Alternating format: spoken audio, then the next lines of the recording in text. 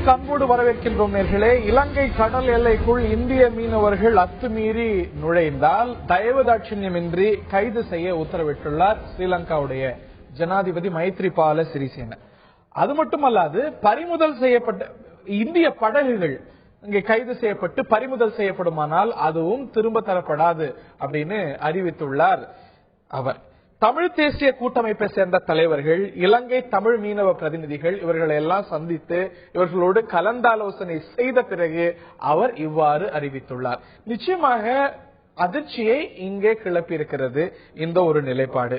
இரு நாட்டு மீனவர்களிடையே பேச்சுவார்த்தை சமீபத்தில் சென்னையில் நடைபெற்று அடுத்த கட்டத்துக்கு இதை எடுத்து செல்வது என முடிவெடுத்திருக்கக்கூடிய நிலையில் இலங்கை இவ்வாறு அறிவிப்பது சரிதானா அப்படிங்கிற கேள்வி ஒரு பக்கம் என்றால், இலங்கை தமிழர்கள் அவர்களை பிரதிநிதித்துவம் செய்யக்கூடிய தமிழ் தேசிய கூட்டமைப்பும் கூட இப்படி ஒரு கடுமையான நிலைப்பாட்டை தமிழ் மீனவர்கள் இந்திய தமிழ் மீனவர்கள் விவகாரத்தில் எடுத்திருப்பது சரிதானாங்கிற கேள்வி எழுந்திருக்கிறது.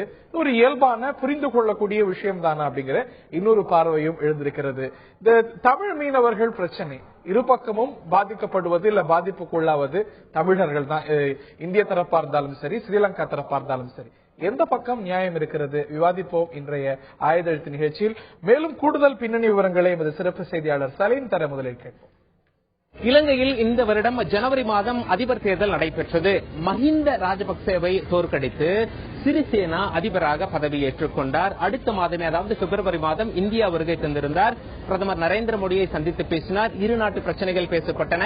முக்கியமாக இரு நாட்டு மீனவர் பிரச்சனை நீண்ட நேரம் பேசப்பட்டன. அதற்கு அடுத்த மாதமே, அதாவது மார்ச் மாதம் இந்திய பிரதமர் நரேந்திர மோடி இலங்கை சென்றிருந்தார். இதற்கிடையில இரு நாட்டு மீனவர்களும் சென்னையில் சந்தித்து பேசிக் கொண்டார்கள். அதிகாரப்பூர்வமாக அந்த பேச்சுவார்த்தையில் எதுவும் வெளியாகவில்லை. நமக்கு ஒன்னும் அதிகமா தகவல் தெரியல அந்த பேச்சுவார்த்தையில என்ன பேசினாங்க அப்படின்னு சொல்லிட்டு. அடுத்த பேச்சுவார்த்தை இலங்கையில் நடைபெற உள்ளது. என்ன சர்ச்சை அப்படின்னு சொல்லி பார்க்கும்பொழுது, இலங்கையில எதிர்கட்சிகள்லாம் என்ன குற்றம் சுமத்துறாங்க சிறிசேனா மேல அப்படின்னா, சிறிசேனா இந்தியாவோட நல்லுறவு வேணும் அப்படின்னு சொல்லிட்டு இந்திய மீனவர்கள் இலங்கை எல்லையில் வந்து மீன்பிடித்துக் கொள்ளலாம் அப்படின்னு சொல்லி அனுமதி கொடுத்துட்டார், பர்மிஷன் கொடுத்துட்டார் அப்படின்னு சொல்லி ஒரு குற்றச்சாட்டை முன்வைத்தார்கள். இதற்கு பதில் அளித்த சிறிசேனா என்ன சொல்லியிருக்கார் அப்படின்னா, நான் அனுமதி கொடுத்தது இந்திய மீனவர்களுக்கல்ல, இலங்கை கடற்படைக்கு. இந்திய மீனவர்கள் எல்லை தாண்டி இலங்கை எல்லையில வந்து மீன் பிடிச்சா அவங்களோட படகுகளை பிடிச்சு வச்சுக்க சொல்லிதான் கடற்படைக்கு அனுமதி கொடுத்திருக்கேன் அப்படின்னு சொல்லியிருக்கார். இந்திய மீனவர்களிடையே இது ஒரு அதிர்ச்சியை ஏற்படுத்தி உள்ளது. அது மட்டுமல்ல, சிறிசேனா என்ன சொல்லியிருக்கார் அப்படின்னா, நான் இந்தியா போகும்போதே இதை குறித்து ரொம்ப விரிவாக பேசணும், இந்தியாவோட உறவு கெட்டு போகாத வகையில் இந்த பிரச்சனையை அணுக வேண்டியுள்ளது. அது மட்டுமல்ல, இலங்கையினுடைய வடக்கு பகுதி இந்தியாவை பார்த்த மாதிரி இருக்கும் பகுதி, இதுதான் பிரச்சனைக்குரிய பகுதி. இந்திய மீனவர்கள் இங்கே வந்து மீன் பிடிக்கிறார்கள் அப்படிங்கிற ஒரு பிரச்சனை இருந்து வருகிறது. வடக்கு பகுதியில் அதிகம் வசிப்பவர்கள் தமிழர்கள். ஒரு தமிழர் தான் அங்கே முதலமைச்சராக இருக்கிறார். அதனால வடக்கு பகுதி மக்கள், முக்கியமாக ஆட்சியில் இருப்பவர்கள், சட்ட ரீதியாக இந்திய தூதரோட கலந்து பேசி சட்ட ரீதியாக இந்த பிரச்சனைக்கு ஒரு தீர்வு காணுவாங்க அப்படின்னு சொல்லி நான் நம்புறேன் அப்படின்னு சொல்லி இலங்கை அதிபர் சொல்லியிருக்கார். இலங்கை அதிபர் சிறிசேனா இன்னும் 2 நாட்களில் பாகிஸ்தான் பயணிக்கவிருக்கார் என்பது குறிப்பிடத்தக்கது. இது சார்ந்த பல கேள்விகள் எழுந்திருக்கின்றன. இந்த விவகாரத்தில் தமிழ்நாட்டோடு நேரடியாக உறவு வைத்துக் கொண்டு இந்த விஷயத்தை அணுகுவதற்கும் இலங்கை தயாராக இருக்கிறது என்று அறிவிக்கப்பட்டிருக்கிறது. இது ஒரு பக்கம் என்றால், இந்த ஒரு விவகாரத்துல இந்த ஒரு கடுமையை ஸ்ரீலங்கா அரசாங்கம் எடுக்க இதே போன்ற இல்லது இதற்கு சற்று ஒத்த ஒரே நிலைப்பாட்டைத்தான் அங்க இருக்கக்கூடிய தமிழ் தேசிய கூட்டமைப்பும் தமிழ் மீனவர்களும் எடுக்கிறார்கள். இந்த ஒரு மீனவர் பிரச்சனையில யார் பக்கம் நியாயம் என்ற கேள்வி தொடர்ந்து எழுந்திருக்கிறது. விரிவாக விவாதிக்க இருக்கின்றோம். நிகழ்ச்சி நம்முடைய பங்கேற்கிறார்கள். மூத்த பத்திரிகையாளர் திரு ராதாகிருஷ்ணன் அவர்கள் நிகழ்ச்சிக்கு அவரை அன்போடு வரவேற்கின்றோம். அதே போல தமிழ்நாடு மீனவர் பேரவையை சேர்ந்த திரு அன்பழகனார் அவர்கள் நிகழ்ச்சியில் இணைகிறார். அவரை நிகழ்ச்சிக்கு அன்போடு வரவேற்கின்றோம். பாரதிய ஜனதாவின் மாநில பொருளாளர் திரு SR சேகர் அவர்களும் நிகழ்ச்சியில் நம்முடைய இணைகிறார். அவரையும் நிகழ்ச்சிக்கு அன்போடு வரவேற்கின்றோம். மஸ்குலர் டிப்ளமசி, ஸ்ட்ராங் டிப்ளமசி என்று எங்களுடைய நிலைப்பாடு உறுதியாக இருக்கும் அப்படின்னு, இந்த விவகாரம் உட்பட பல வெளிவார கொள்கைகளை இப்படி இருக்கும் அப்படின்னு பிரதமர் ரணில் விக்ரமசிங்கே அத்துமீறி நுழையக்கூடிய மீனவர்களை சுடும் உரிமை எங்களுக்கு இருக்கு அப்படிங்கிறார். கைது செய்வோம், படகு பிடிச்சா திரும்ப தரமாட்டோம் அப்படிங்கிறார் சிறிசேனா. இதுதான் உங்களுடைய ஸ்ட்ராங் மஸ்குலர் டிப்ளமசியோடைய விளைவா? நீங்க இந்த சமீபத்துலதான் மோடி அங்க போயிட்டு வந்திருக்காரு, சிறிசேனா இங்க வந்திருக்காரு, ஆட்சி மாறினா காட்சி மாறும் அப்படின்னு உறுதியெல்லாம் அளித்தது நீங்களும் தான். திரு SR சேகர். அதாவது நம்முடைய நண்பர் ஹரி அவர்கள் மிக அழகாக நிறைய விஷயங்களை சொன்னார். இந்த தலைப்பை பற்றி பேசுவதற்கு முன்னாலே சலீம் அவர்கள் இதற்கான ஒரு முன்னுரையை சொன்னார். இந்த ஒரு மணி நேர நிகழ்ச்சியினுடைய மொத்த விஷயங்களும் சலீமினுடைய முன்னுரையிலே முடிஞ்சு போயிடுச்சு. இதற்கு மேலே இதுல கேள்வி பதில்கள் அவசியம் இருப்பதாகவே எனக்கு தெரியவில்லை. இருந்தாலும் கூட நான் சொல்றேன், எந்த சூழ்நிலையிலே பேசினார்கள். அங்க வந்து மீனவ சங்க பிரதிநிதிகள் மற்றும் தொழிலதிபர்கள் கொண்ட ஒரு கூட்டம், அந்த கூட்டத்திலே பேசப்படுகிறது தேசிய சுதந்திர முன்னணி நேஷனல் ஃப்ரீடம் ஃப்ரண்ட் என்கின்ற எதிர்க்கட்சியை சேர்ந்த ஒரு மீனவ அமைப்பு ஒரு கேள்வி கேட்கிறது. அந்த கேள்வியில் என்ன கேட்கிறது, நீங்க வந்து இலங்கை பகுதியிலே, இலங்கை கடற்பகுதியிலே மீன் பிடிப்பதற்கு இந்திய மீனவர்களுக்கு அனுமதி வழங்கி விட்டீர்கள், நீங்கள் தாஜா செய்கிறீர்கள் கேட்கிறாங்க. அந்த நாட்டில் பாராளுமன்ற தேர்தல் வரப்போகிறது. ஏற்கனவே மஹிந்த ராஜபக்சே மிக குறைந்த ஓட்டு வித்தியாசத்தில் தான் தோல்வி அடைந்திருக்கிறார். இந்த சூழ்நிலையில உள்நாட்டு அரசியலில் இப்படிப்பட்ட ஒரு கேள்வி கேட்கப்படுகின்ற போது அந்த ஜனாதிபதியாலே அதற்கு சரியான பதிலளி தர வேண்டிய கட்டாயம், அதனால சொல்றார் கைது செய்வோம் சொல்லி சொல்றார். அதுக்கு அடுத்த லைன் என்ன பேசுகிறார், அடுத்த லைன் பேசுகின்ற போது உள்நாட்டு அரசியலுக்காக இலங்கைக்கு இடையே உண்டான உறவு நீண்ட கால உறவு, அதுல எந்த விதமான பங்கமும் வராமல் அது சுமூகமாக தீர்த்துக்கப்பட வேண்டும் என்று சொல்லுகிறார். அதையே இரண்டாவதாக சொல்லணும். ஆகவே இதுல வந்து சுமூகமாக தீர்க்கப்பட வேண்டும் என்பதுதான் உண்மையான விஷயம். ஆனால் அதற்கு முன்னாலே பேசப்பட்டது உள்ளூர் அரசியலுக்கான விஷயம். இதற்கு முன்னால இது வந்து பாரதிய ஜனதா கட்சி வந்து விட்டால் காட்சி மாறும் அப்படிலாம் சொன்னீங்களா, அதுக்கு என்ன பதில் கேட்டார் ஹரி. 2014 ஆண்டு மே மாதத்திற்கு பின்னாலே கடந்த 10 மாத காலங்களிலே காட்சிகள், பல காட்சிகள், பெரும்பாலான காட்சிகள் மாறியதா இல்லையா என்பதை ஹரி நெஞ்சிலே வைத்து சொல்லட்டும். ஒருவேளை பத்திரிகையாளர் என்கிற முறையில் அவர் ஏற்றுக்கொள்ளாவிட்டாலும் மக்களுக்கு தெரியும். இல்ல, நான் ஏற்காத பற்றி இல்ல. 2014 மேக்கு முன்னாடி கைதுகள் நடந்தது, படகுகள் பறிமுதல் செய்யப்பட்டது. 2014 மேக்கு பிறகு கைதுகள் நடக்குது, படகுகள் பறிமுதல் ஆகிறது. ரெண்டு பேருமே ஜனவரி 2015 ஆட்சி மாற்றத்துக்கு பிறகு தொடர் பிரச்சனையை அவர்களே தீர்த்துக் கொள்வதற்காக திரு சேகர் என்ன மாறியது கேட்கல. திரு சேகர், நான் மீண்டும் உங்களை தொடர்பு கொள்ள முயற்சி செய்யறேன். 2014 மே பிறகு என்ன மாற்றம், நல்ல மாற்றம் வந்திருக்கு அப்படின்னீங்க. அதற்கு முன்பும் கைதுகள் நடந்தது, அதற்கு முன்பும் படகுகள் பறிமுதல் செய்யப்பட்டன, அதற்கு பிறகும் கைதுகள் நடக்கிறது, அதற்கு பிறகும் பறிமுதல் செய்யப்படுகின்றன. இலங்கையில ஆட்சி மாற்றத்துக்கு முன்னாடியும் இதே நிலை, மாற்றத்துக்கு பிறகும் இதே நிலை. என்ன மாறியதுங்கிற கேள்வி எழவே செய்திருக்கிறது. திரு அன்பழகனார் அவர்கள்ட்ட கேட்க இருக்கின்றேன், இந்த விவகாரத்துல இந்தியாவுடைய நிலைப்பாடு இதெல்லாம் ஒரு பக்கம் இருக்க, அத்துமீறல்கள் நடக்குது, கைதுகள் வேண்டும் அப்படின்னு சிங்கள ஸ்ரீலங்கா அரசு மட்டும் இந்த ஒரு நிலைப்பாட்டை எடுக்கல. இந்த நிலைப்பாட்டுல இதே கைதுகள் நடக்கணும் அப்படின்னும், அதே போல அத்துமீறல்கள் நடக்கணும் அப்படிங்கிற ஒரு நிலைப்பாட்டை ஸ்ரீலங்கா அரசு போல அங்க இருக்கக்கூடிய தமிழர்கள், அங்க இருக்கக்கூடிய தமிழ் மீனவர்கள், தமிழ் தேசிய கூட்டமைப்பு, they are on the same page. Sir, இந்த விஷயத்துல நீங்க முதல்ல சொல்லிட்டீங்க, ஆட்சி மாறினாலும் காட்சி மாறல. ஒரு விஷயத்த அவங்க வந்து பிஜேபி வந்து சரியா பதிவு பண்ணல. காங்கிரஸ் ஆட்சி காலத்துல வந்து அவங்க ஆட்சியில் இருக்கிற வரைக்கும் படகோட மீனவன் திரும்பினான். பிஜேபி வந்த பிறகு படகெல்லாம் அங்க பிடிபட்டு மீனவன் மட்டும் வரா. பிரதமர் போனது நல்லெண்ணத்தின் அடிப்படையில். நினைவு சரியா இருந்தா நாமே கூட காங்கிரஸ் ஆட்சி காலத்துல உங்கள்கிட்ட விவாத நிகழ்ச்சி நடத்திருக்கோம். அப்பயும் படகுகள் இருந்து படகுகள் வரணுங்கிற ஒரு கோரிக்கை வச்சிருக்கீங்க. இது வந்து பிஜேபி ஆட்சிக்கோ காங்கிரஸ் ஆட்சிக்கோ உண்டான வித்தியாசமா பார்க்கணுமான்னு தெரியல. வித்தியாசம் கிடையாது. அடுத்து நீங்க வந்து அவங்க வந்து அங்க இருக்கிற தமிழர்கள் வந்து ஏற்கனவே அவங்க வந்து பலமுறை சொல்லி இருக்கிறாங்க, எங்களுடைய உள்நாட்டு விஷயத்துல தமிழகத்தில் இருக்கிற அரசியல் கட்சிகள் தலையிடாதீங்கன்னு ஏற்கனவே அவங்க ஒரு அறிக்கை கொடுத்தாங்க. ஏன் கொடுத்தாங்கன்னா, நாங்களே இதை பேசி தீர்த்துடுவோம், இங்க இருக்கிற அரசியல் கட்சிகள் அரசியலுக்காக இதை கையில் எடுத்து இருநாட்டு மீனவர்களுடைய உறவை கெடுக்கிறாங்க.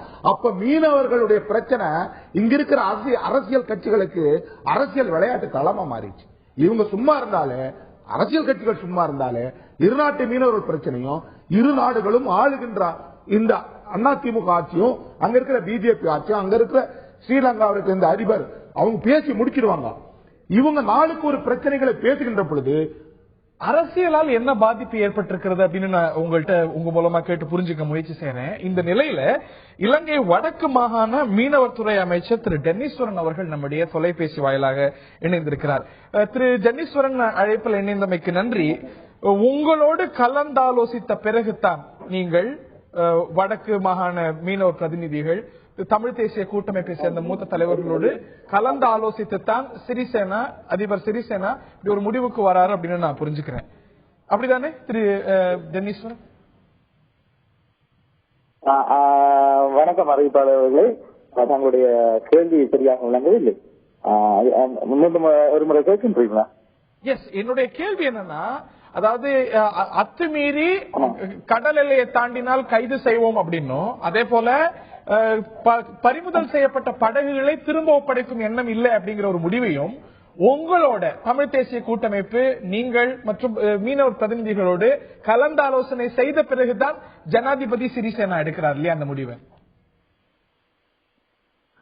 வணக்கம் ஹரியரன் அவர்களே, உண்மையில் இந்த உங்களுடைய வானொலி ஊடாக கருத்துக்களை கூறுவதில் நான் மகிழ்ச்சி அடைகின்றேன்.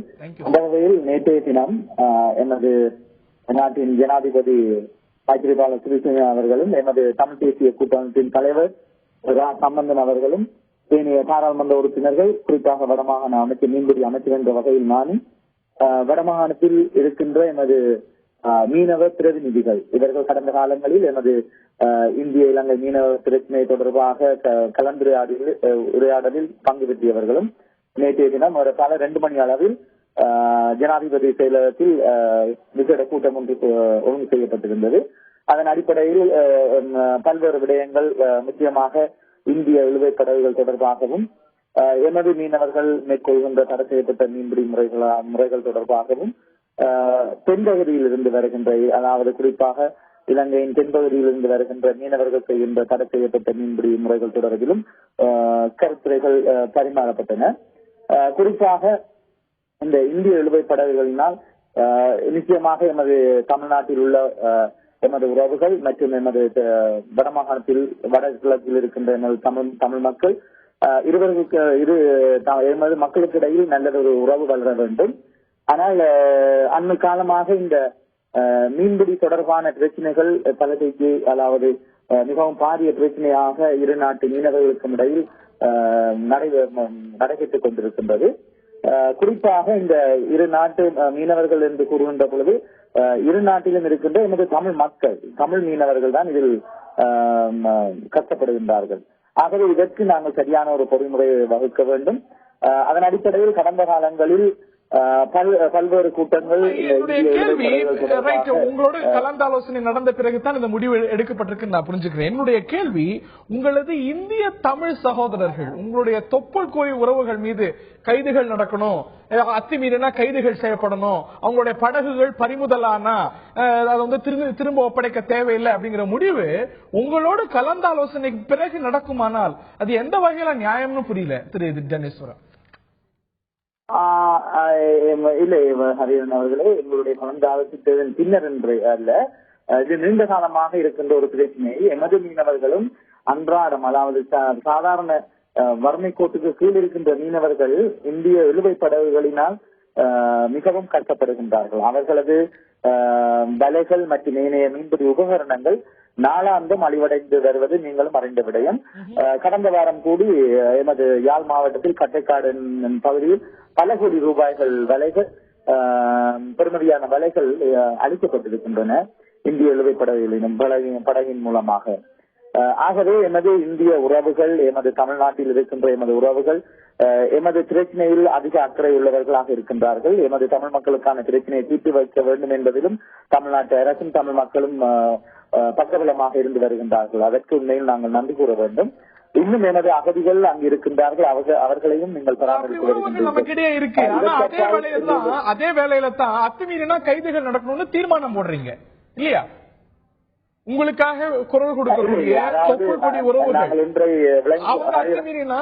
கைதுகள் நடக்கணும்னு ஸ்ரீலங்கா அரசாங்கம் சொன்னா இங்க இருக்கக்கூடிய பலரால் புரிந்து கொள்ள முடியும். நீங்களும் அதே நிலைப்பாடு எடுக்கும் பொழுது பலருக்கு அது அதிர்ச்சி அளிக்கிறது, அதுவும் உறுதியா எடுக்கும் பொழுது. இல்ல ஹரியானவர்களே, இதில் நாங்கள் ஒரு தூர நோக்கோடு எதிர்காலத்தில் இந்த இழுவைப் படகுகள், இந்த தொழில் முயற்சி, அதாவது சட்ட ரீதியாக எமது நாட்டில் தடை செய்யப்பட்ட ஒரு மீன்பிடி முறைதான் இந்த இழுவைப் படகுகள். இவற்றினை நாங்கள் அனுமதிப்பதனால் எதிர்காலத்தில் நாங்கள் தூர நோக்கோடு சிந்திக்க வேண்டியிருக்கின்றது. நிச்சயமாக நீங்களும் அறிந்திருப்பீர்கள், எங்களுடைய இந்திய கடல் எல்லைக்குள் இருக்கின்ற வளங்கள் வெகுவாக அழிவடைந்திருக்கின்றது இந்த இழுவைப்படவினால். அதன் நிமித்தம்தான் அவர்கள் நேரடியாக நாங்கள் நேற்றைய தினம் கூடி அதிகாலையில் தொழிலுக்கு வெளிக்கிடுகின்ற எமது இந்திய மீனவர்கள் ஏறத்தாழ மதியம் அளவில் எமது எல்லைக்குள் எமது நாட்டின் கடல் எல்லைக்குள் வந்து விடுகின்றார்கள் ஏராளமான ட்ரோலர். ஆகவே இதனூடாக எங்களுடைய இந்திய மீனவர்கள் அவர்களது வாழ்வாதாரம் ஒரு புறம் இருக்க அவர்களும் வாழ வேண்டும். அதே நேரம் இவர்களது தொழில் முயற்சியினால் எங்களுடைய நாட்டின் சட்டத்திட்டத்தின் அடிப்படையில் தடை செய்யப்பட்ட ஒரு மீன்பிடி முறையினால் எமது மீனவர்கள், அதுவும் குறிப்பாக நீங்கள் தொப்புள் கொடி உறவு என்று கூறுகின்ற எமது தமிழ் மீனவர்கள் வெகுவாக பாதிப்படைகின்றார்கள். இந்த விடயத்தை எமது தமிழ்நாட்டு அரசும் எமது தமிழ்நாட்டில் இருக்கின்ற எமது மீனவ, அதாவது கரையோரத்தில் இருக்கின்ற எமது மீனவ கிராமங்களில் இருக்கின்ற எமது மக்கள் இதை சற்று விளங்க வேண்டும் என்பது எனது நிலைப்பாடாக இருக்கின்றது. திரு ராதாகிருஷ்ணன் அவர்கள்ட்ட கேட்க இருக்கின்றேன், இந்த டெவலப்மெண்ட்டை நீங்க எப்படி பார்க்கிறீங்க? உங்களுடைய முதற்கட்ட கருத்து. ஏன் போறீங்க? ஏன் இலங்கை வாட்டர்ஸ்குள்ள போறீங்க? இதேதான் கன்னியாகுமரியும் சதர்ன் டிஸ்ட்ரிக்ட் தான். அவங்களும் நினைச்சா they can also go into Sri Lankan waters. அவங்க பண்ணலையே. இன்ஃபேக்ட் இந்த கன்னியாகுமரி மீனவர்கள் R a great example to the whole country. whole country மட்டும் இல்ல, whole world also. அவங்க கேரளால சக்தி குளங்கரா, அதே மாதிரி தங்கச்சேரி இந்த இடத்துல போய் அவங்களுடைய ஹேம்லெட்ஸ் எஸ்டாப்ளிஷ் பண்ணி அங்கிருந்து பிஷிங் பண்றாங்க. லோக்கல் பிஷர்மேனோட அவங்க வந்து ஒரு டீல் போட்டு பண்றாங்க. அதே மாதிரி கோவா மட்டும், கர்நாடகால நிறைய இடத்துல போய் பண்றாங்க, கோவால பண்றாங்க, கத்தார்ல பண்றாங்க, துபாயில பண்றாங்க. இவங்க நினைச்சா போலாமே, ஸ்ரீலங்கன் வாட்டர்ஸ்ல போய் பிடிக்கலாமே. எத்தனை வில்லேஜஸ் போறாங்க ஸ்ரீலங்கன் வாட்டர்ஸ்க்கு? மொத்தமா சாருக்கு தெரியும், ஒரு 1500 இல்ல 1700 போட்ஸுக்கு மேல ஸ்ரீலங்கன் வாட்டர்ஸ்க்கு போறதே கிடையாது. இது government of India elaborate hoax. Government of India, government of Tamil Nadu, மீன்வளத்துறை டோக்கன் கொடுக்காம ஒரு போட் ஆச்சு இங்கிருந்து நகர முடியுமா? அப்ப அவன் என்ன பார்க்கணும்? மெயின் கம்ப்ளைண்ட் ஸ்ரீலங்காவோட, நீங்க வந்து அந்த ரெட்டைமடி வலையை வந்து பண்ணாதீங்க, யூஸ் பண்ணாதீங்கன்னு சொல்றான். இவன் பார்க்க வேண்டாமா? பிஷரிஸ் டிபார்ட்மெண்ட் என்ன பண்ணிட்டு இருக்காங்க? இது கூட பார்க்கலன்னா அவன் கம்ப்ளைண்ட் பண்றதுல என்ன தப்பு? அவன் வந்து அரெஸ்ட் பண்றதுல என்ன தப்பு? அவனுடைய வயிற்றுல அடிக்கும் போது அவன் அரெஸ்ட் பண்றதுல என்ன தப்பு?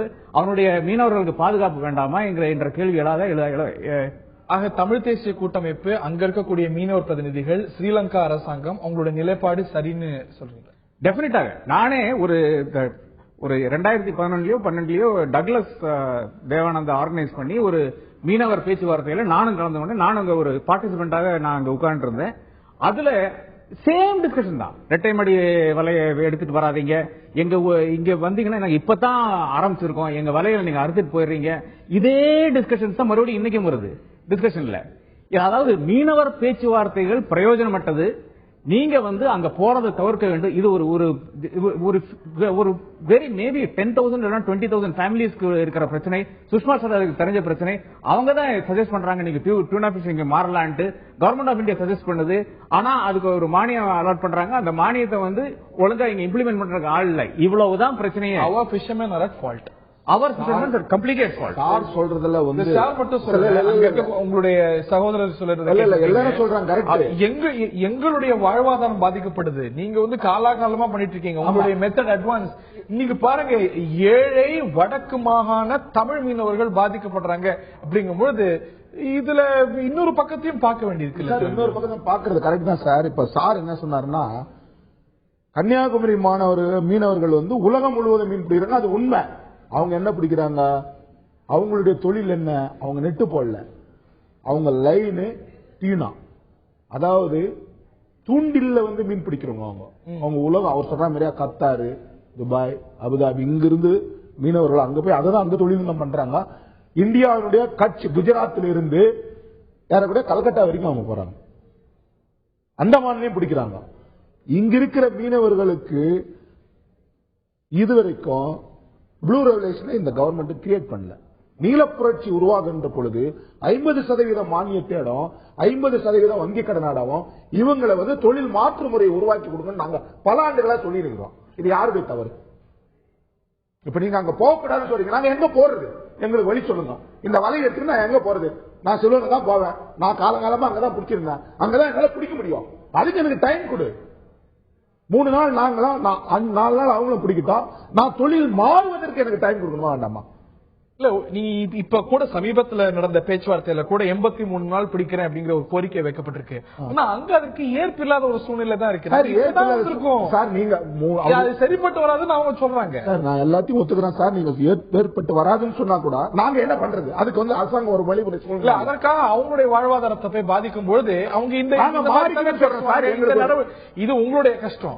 அவங்களோட நிலையில இருந்து பாருங்க. அங்க இருக்கக்கூடிய இந்த கோரிக்கை வைப்பது வெறும் சிங்கள அரசு இல்ல, ஸ்ரீலங்காவுடைய மத்திய அரசு இல்ல, நீங்க வடக்கு மாநிலத்தை சேர்ந்த அமைச்சர் தமிழ் தேசிய கூட்டமைப்பு தான் சார் சொல்லுது. தமிழ் மீனவர்கள் சொல்றாங்க எங்க இன்னைக்கு வந்து ஏற்கனவே போரால பாதிக்கப்பட்டிருக்கும், ரொம்ப ஒரு விளிம்பு நிலையில இருக்கும். அது போக உங்களுடைய பிரச்சனைக்காக இங்க வந்து வாழ்வாதாரத்தை அழிக்கும் பொழுது எங்க அரசாங்கத்தை நாங்க இப்படிதான் இந்த வலையும் போட்டையும் வச்சுக்கிட்டு நாங்க எங்க போறது? அதுதான் நாங்க கேட்கிறோம். எங்களை வந்து மாத்துங்க. மோடி கூட வந்து மரியாதைக்குரிய பிரதமர் மோடி கூட சொன்னாரு, ப்ளூ ரெவல்யூஷனை கிரியேட் பண்றேன்னு சொன்னாரு. இது வரைக்கும் சர்வே பண்ணலையா? அடுத்து வந்து அவர் தேர்தல் வாக்குறுதியில மீனவர்கள் ஒரு லாக்கா தரேன்னாரு, ஒரு அமைச்சகம் தரேன்னாரு. எதையுமே இவங்க கொடுக்கல. நாங்க இப்போ போக தயாரா இருக்கிறோம், மாற்று தொழிலுக்கு தயாரா இருக்கிறோம். எங்களுக்கு போட்டு வலையும் டியூனா ஆழ்கடல் மீன் பிடிப்பு உருவாக்குங்கன்றோம். நீங்க உருவாக்க மாட்டேங்கிறீங்களா? திரு சேகர், நீங்க ராமேஸ்வரத்துல சுஷ்மா ஸ்வராஜ் ஜனவரி 31 2014 முழங்கினார். மோடி பிரதமரான பிறகு தனி மீனவர் இலாக்கா உருவாக்கப்படும் அப்படின்னு. எப்ப உருவாக்கப்படும்? இதே நிகழ்ச்சியில நீங்க உட்பட பல பாஜக பிரதிநிதிகள்கிட்ட நானே 100 முறை கேட்டிருப்பேன். மீனவர் பிரதிநிதிகள் தொடர்ந்து கேட்டு வராங்க, அதற்கு பதில் இல்ல.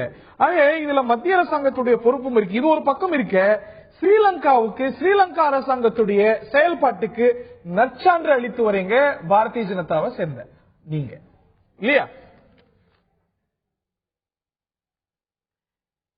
அதாவது அன்பழகன் அவர்கள் முதல்ல பேசுகின்ற போது பாரதிய ஜனதா கட்சியும் காங்கிரசும் ஒண்ணு, அதன் மூலமாக காங்கிரசின் மீது என்னென்ன குற்றச்சாட்டுகள் சொன்னாரோ அதையே பிஜேபி செய்யுதுன்னு சொன்னார். அதுக்கு அடுத்தாமல் நம்முடைய ரங்கநாதன் அவர்கள் வந்து சொன்ன கருத்துக்களுக்கு அவராலே பல்வேறு விஷயங்களுக்கு பதில் சொல்ல முடியவில்லை. இப்ப மறுபடியும் வந்து இலாக்காவை பத்தி பேசுகிறார். நாங்கள் வந்து இலாக்காக்கள் உருவாக்கப்படும் என்று சொன்னது உண்மை, ஒரு இலாக்காக்கள் உருவாக போவதும் உண்மை. ஆனால் அதற்கு முன்னால ஒரு இலாக்கா இருந்தால் மீனவர்களுக்கு அவருடைய குறைபாடுகளை உருவாக்குறது என்ன தடை? அதாவது சுஷ்மா ஸ்வராஜ் சொன்னபோது நீங்க சொன்னபோது மோடி பிரதமர் ஆவார், இலாக்கா உருவாக்கப்படும். பிரதமரானார், கங்கையை சுத்தப்படுத்துறதுக்கு ஒரு இலாக்கா உருவாக்கப்பட்டது. இதுல உருவாக்குறதுல என்ன தடை? இலாக்கா மாற்றி அமைக்கப்பட்டது. அப்ப உருவால எப்ப உருவாகும்? சரி, ஒரு வருஷம் மே மாசமா ஜூன் மாசமா ஒரு வருஷம் முடிய போகுது இல்ல. மோடி அரசாங்கம் வருவதற்கு முன்னாலே நீங்க இல்ல நான் கேட்கிறேன், மோடியினுடைய அரசாங்கம் வருவதற்கு முன்னால லட்சக்கணக்கான விஷயங்களை நீங்க பெண்டிங் வச்சிருப்பீங்க. அந்த லட்சக்கணக்கான விஷயங்களையும் வந்த ஒரு நாள்ல ஒரு மாதத்துல அப்படியே 1 லட்சமும் செயல்படணும்னு நீங்க சொன்னீங்க. ஒவ்வொரு விஷயமாக சில விஷயம் பிரச்சனையாக எழுதப்பட்டு வருகிறது. சில விஷயத்துக்கு இந்த மீனவர் ஒரு தனி அமைச்சர் அப்படிங்கிறது கேபினட் பொறுப்பேற்கும் போது உருவாக்கக்கூடிய விஷயம். இல்லாட்டி உங்களுடைய மாநில தலைவர் டாக்டர் தமிழிசை சவுந்தரராஜன் ஆட்சி உருவான பிறகு ஏன் உருவாகல அப்படின்னு கேட்கிறோம். அடுத்த இலாக்கா மாற்றத்துல கேபினட் எக்ஸ்பான்ஷன் உருவாகுங்கிறாங்க. அதுவும் வந்துச்சு, உருவாகல. அதற்கு பிறகு 4-5 மாசம் ஓடி போச்சு. தமிழ்நாடு தேர்தலுக்கு முன்னால் உருவாயிருங்க. அப்படியா? தமிழ்நாடு உருவாகுமா? மீனவர்களுக்காக இலாக்காக உருவாக்கப்படும் என்று பிஜேபி சொன்னது உண்மை. இலாக்காக்கள் இந்த நிமிஷம் வரை உருவாகவில்லை. நாளைக்கு உருவாகாது என்பது உங்களுடைய கணிப்பா? இல்ல நாளைக்கு உருவாகும் என்கின்ற சொல்லுகிற என்னுடைய வார்த்தையை நீங்கள் நீங்களே பரிசீலிங்க. சொல்றோம், வாதம் இல்ல, உண்மையை சொல்லுகிறேன். இப்ப ஒரே ஒரு விஷயம் சொல்றேன். இதற்கு சம்பந்தப்பட்ட இதுக்கு சம்பந்தம் இல்லாத ஆனால் இந்த மாதிரி ஒரு விஷயத்தை நடந்து முடிவதற்கு முன்னாலே பேசிவிட்டு பின்னால் அதை பத்தி பேசாமல் இருப்பதற்கு இருக்கக்கூடிய சூழ்நிலை இன்னைக்கு இந்தியாவில் இருக்கிறது. இப்ப அந்த மேற்கு வங்கத்திலே இருந்த சர்ச்சில் அங்கு ஒரு கன்னியாஸ்திரி அவர்கள் படுத்தப்பட்டார்கள். அதற்கு அப்படியே அத்தனை மீடியாக்கள் சேர்த்து பிஜேபி மேல பாஞ்சாங்க. அதற்கு பின்னாலே அதுக்கு யார் காரணம்? பங்களாதேசிகள் காரணம். அதுல கைது செய்யப்பட்டவர்கள் யார் என்பதெல்லாம் வெளிவந்த அந்த சமயத்தில் செய்ய போகிறோம். செய்ததற்கு பின்னால எப்போ உருவாக்கும், எந்த காலகட்டத்துக்குள் உருவாக்கும், எதனால் தாமதமானது பிரச்சனை எடுக்கப்படும், எக்ஸ்பிளிகபிள் தீர்க்கப்படும். எப்போ உருவாகும்? மீனவர்கள் பிரச்சனை அதற்காக இலாக்காக்கள் நிச்சயமாக உருவாக்கப்படும், தனி அமைச்சகம் உருவாக்கப்படும். மோடி சொன்னது, சுஷ்மா சொன்னது, பிஜேபி சொன்னது, தமிழிசை சொன்னது, பொன் ராதாகிருஷ்ணன் சொன்னது எல்லாமே உண்மைதான், உண்மையாகவே நடக்கும். இலங்கையை சேர்ந்த அமைச்சர் திரு டென்னிஸ்வரன் அவர்கள்ட்ட நான் கேட்க இருக்கின்றேன், ஒரு தொடர்பில் இருக்கான்னு புரிஞ்சுக்கிறேன். திரு டென்னிஸ்வரன், ஒரு பக்கம் இந்திய பிரதமர் இலங்கை அரசாங்கத்துக்கிட்ட அழுத்தம் கொடுக்கணும் தமிழர் பிரச்சனையில அப்படின்னு சொல்லக்கூடிய நீங்க, இந்திய அரசாங்கம் இலங்கை அரசுகிட்ட அழுத்தம் கொடுக்கணும்னு ஒரு நிலைப்பாடு எடுத்துக்கிட்டு இந்திய மீனவர்களுக்கு எதிராக இலங்கை அரசாங்கத்துக்கிட்ட நீங்க அழுத்தம் கொடுப்பது, அவங்களை கைது செய்யுங்க, படகுகளை பிடிச்சு வச்சுக்கோங்க, கொடுக்காதீங்க அப்படின்னு ஒரு நிலைப்பாடு எடுப்பது, கடுமையான வார்த்தைகள் பயன்படுத்துவது அப்படிங்கிறது உண்மையிலேயே தமிழ் தேசிய கூட்டமைப்பு இந்த நிலைப்பாட்டை எடுப்பது, உங்களுடைய மாகாண அரசு இந்த நிலைப்பாடு எடுப்பது பலருக்கு அதிர்ச்சியை தான் தருகிறது. திரு டென்னிஸ்வரன், என்னுடைய கேள்வி என்னன்னா, ஒரு பக்கம் இந்திய பிரதமர் 13வது சட்ட திருத்தம் உட்பட தமிழர் பிரச்சனையில இலங்கை அரசாங்கத்துக்கிட்ட அழுத்தம் கொடுக்கணும்னு ஒரு நிலைப்பாடு வைக்கிறீங்க, கோரிக்கை வைக்கிறீங்க. இன்னொரு பக்கம் இந்திய பிரஜைகளுக்கு எதிராக, இந்திய மீனவர்களுக்கு எதிராக உங்க அரசாங்கத்துக்கிட்ட நீங்க போய் அழுத்தம் கொடுக்கறீங்க, கைது செய்யுங்க, படகுகளை பிடிச்சு வச்சுக்கோங்க அப்படின்னு. நியாயமா? ஹரிஹரன் அவர்களே, விளங்குகிறதா? சொல்லுங்க சார். ஓகே, என்னென்று சொன்னால் எங்களுடைய மீனவர்கள், நீங்கள் இந்த விடயத்தில் நாங்கள் சற்று தெளிவாக விளங்கிக் கொள்ள வேண்டும். எங்களுடைய மீனவர்கள், அதாவது எங்களுடைய தமிழ் மக்களுக்கான எங்களுடைய விடுதலை போராட்டம், எங்களுடைய இனப்பிரச்சனை என்பது இந்திய தலையீட்டினால் தான் எதிர்காலத்தில் தீர்த்து வைக்கப்பட வேண்டிய ஒரு விடயமாக இருக்கின்றது. அந்த விடயத்தில் நிச்சயமாக எங்களுடைய இந்திய நாட்டுடன் எங்களுடைய தமிழ் தேசிய கூட்டமைப்பு எப்பொழுதும் சுமூகமான உறவு, நல்லுறவு ஒன்றை வளர்த்துக் கொள்ள வேண்டும் என்பது எனது நிலைப்பாடு. அதே நேரம் எங்களுடைய மக்களுக்காகத்தான் அந்த விடயத்தையும் நாங்கள் செய்ய இருக்கின்றோம். அந்த இதே காலகட்டத்தில் எங்களுடைய மீனவர்களின், சாதாரண ஏழை மீனவர்களின் வாழ்வாதாரங்கள் நாளாந்தம் அழிவடைந்து வருகின்றது. நல்லுறவுக்கு முக்கியத்துவம் கொடுக்கக்கூடிய நீங்க அதன் பொருட்டு சற்று மென்மை காட்டலாம்ல இந்த ஒரு விஷயத்துல. நிச்சயமா உங்களுடைய வாழ்வாதாரம் சார்ந்ததும் புரிஞ்சு கொள்ள முடிகிறது. உங்களுக்காக அனுதினமும் இந்த நாட்டு அரசாங்கத்துக்கு எதிராக போராடக்கூடிய தொப்புள் கொடி உறவுகள், இலங்கை தமிழர்களுக்காக இந்திய அரசாங்கம் இதை செய்யணும் அப்படின்னு தீக்குளிக்க கூட தயாராகக்கூடிய தமிழர்கள், தமிழ் மீனவர்கள், அவங்க விஷயத்துல நீங்க இவ்வளவு கடுமை காட்டுவது?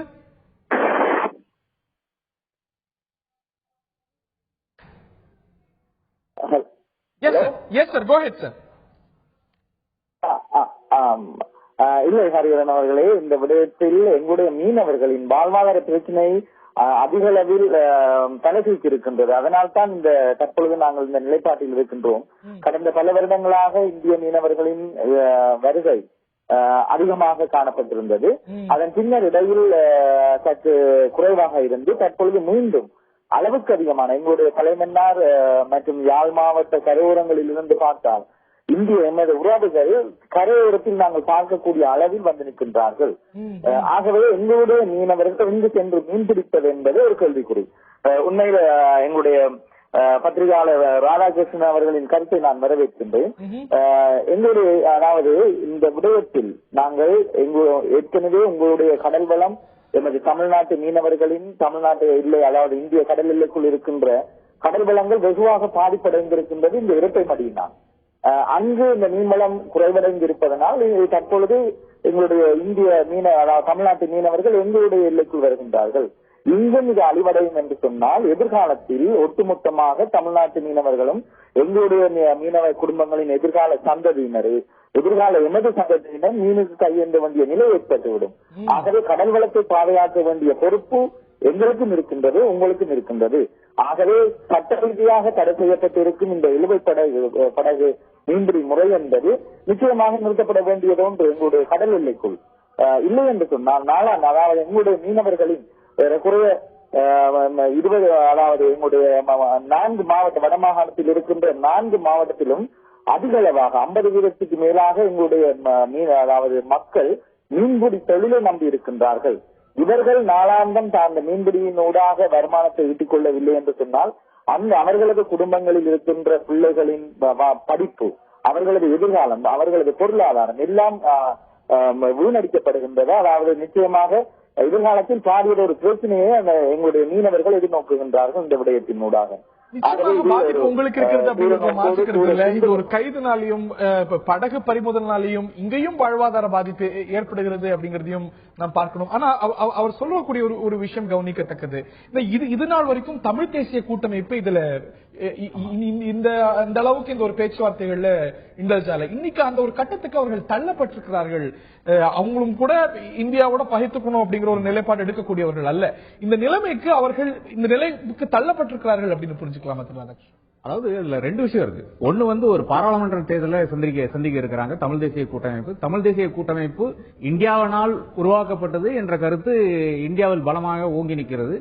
இந்த கருத்து இலங்கையிலும் பல பேர் இதை பற்றி பேசிக் கொண்டிருக்கிறார்கள். இது முற்றிலும் பொய்யானதான ஆனால் கூட அவங்க டெல்லிக்கு செல்வதும் பிரைம் மினிஸ்டர் மோடியை சந்திப்பதும் எல்லாம் ஒரு இயல்பான ஒரு விஷயம் என்று கூற முடியாது. அதனால they have to distance themselves from India. அது ஒரு பிரச்சனை இருக்கிறது. இது நாள் வரை தமிழ் தேசிய கூட்டமைப்பின் தலைமை பாத்தீங்கன்னா அது ஒரு டிஃபரெண்ட் கைண்ட் ஆஃப் தலைமை. அவங்களுடைய கன்சர்ன்ஸ் டிஃபரெண்டா இருந்தது.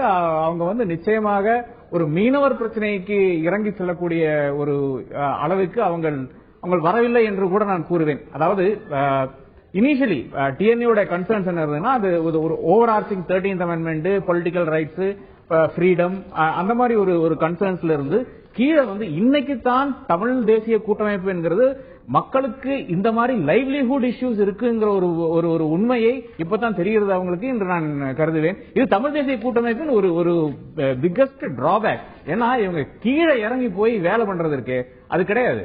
இது பழைய மாதிரி நான் புரிஞ்சுக்கிறேன். இந்த இந்திய இலங்கை மீனவர்கள் பிரச்சனையில இது ஒரு பேச்சுவார்த்தையில அவங்களும் ஒரு பார்ட்டியாக கலந்து கொள்வது அப்படிங்கிறது இதுவே முதன்முறைன்னு புரிஞ்சுக்கிறேன். இந்த நிலைமை அப்படிங்கறது அவர் சொல்வது போல ஒரு வாழ்வாதார காரணங்களால இந்த ஒரு நிலைமையானது எடுக்க வேண்டியதாக இருக்கிறது அப்படின்னு. இல்ல அது அரசியல் காரணம் தான். அதாவது இன்னைக்கு அவங்க லூசிங் கிரவுண்ட் இந்த நார்த்ங்கிறது தான் ஒரு தலையான விஷயங்கிறத நான் கருதுவேன். இதனால மட்டும்தான் சிறிசேனா பேசுறாரு, ரெண்டு பேசுறாரு, அடுத்து எலெக்ஷன் வரப்போகுது. இதுதான் இல்லன்னா தமிழ் தேசிய கூட்டமைப்பு நான் சொல்றேன் இந்த விஷயத்துல தலையிடவே இடாது. திரு எஸ்.ஆர். சேகர் அவர்கள்ட்ட கேட்கிறேன், இப்படி ஒரு நிலைப்பாடு எடுக்குது. இலங்கை பிரதமர் ரணில் விக்ரமசிங்கே இதே விவகாரத்துல என்ன நிலைப்பாடு எடுத்தார் என்று நான் சொல்லி உங்களுக்கு தெரிய வேண்டியதில்லை. இப்படியெல்லாம் இருக்க இந்த அரசாங்கத்துக்கு நற்சான்று கொடுக்கிறது பாஜக, அப்படிதானே? இந்த விவகாரத்துல இப்படி ரொம்ப சரியா கையாளுறாங்க இலங்கை அரசாங்கம், அவங்களோட அணுகுமுறை சரியா இருக்கு அப்படின்னு நீங்க நற்சான்று கொடுக்கறீங்களா இல்லையா?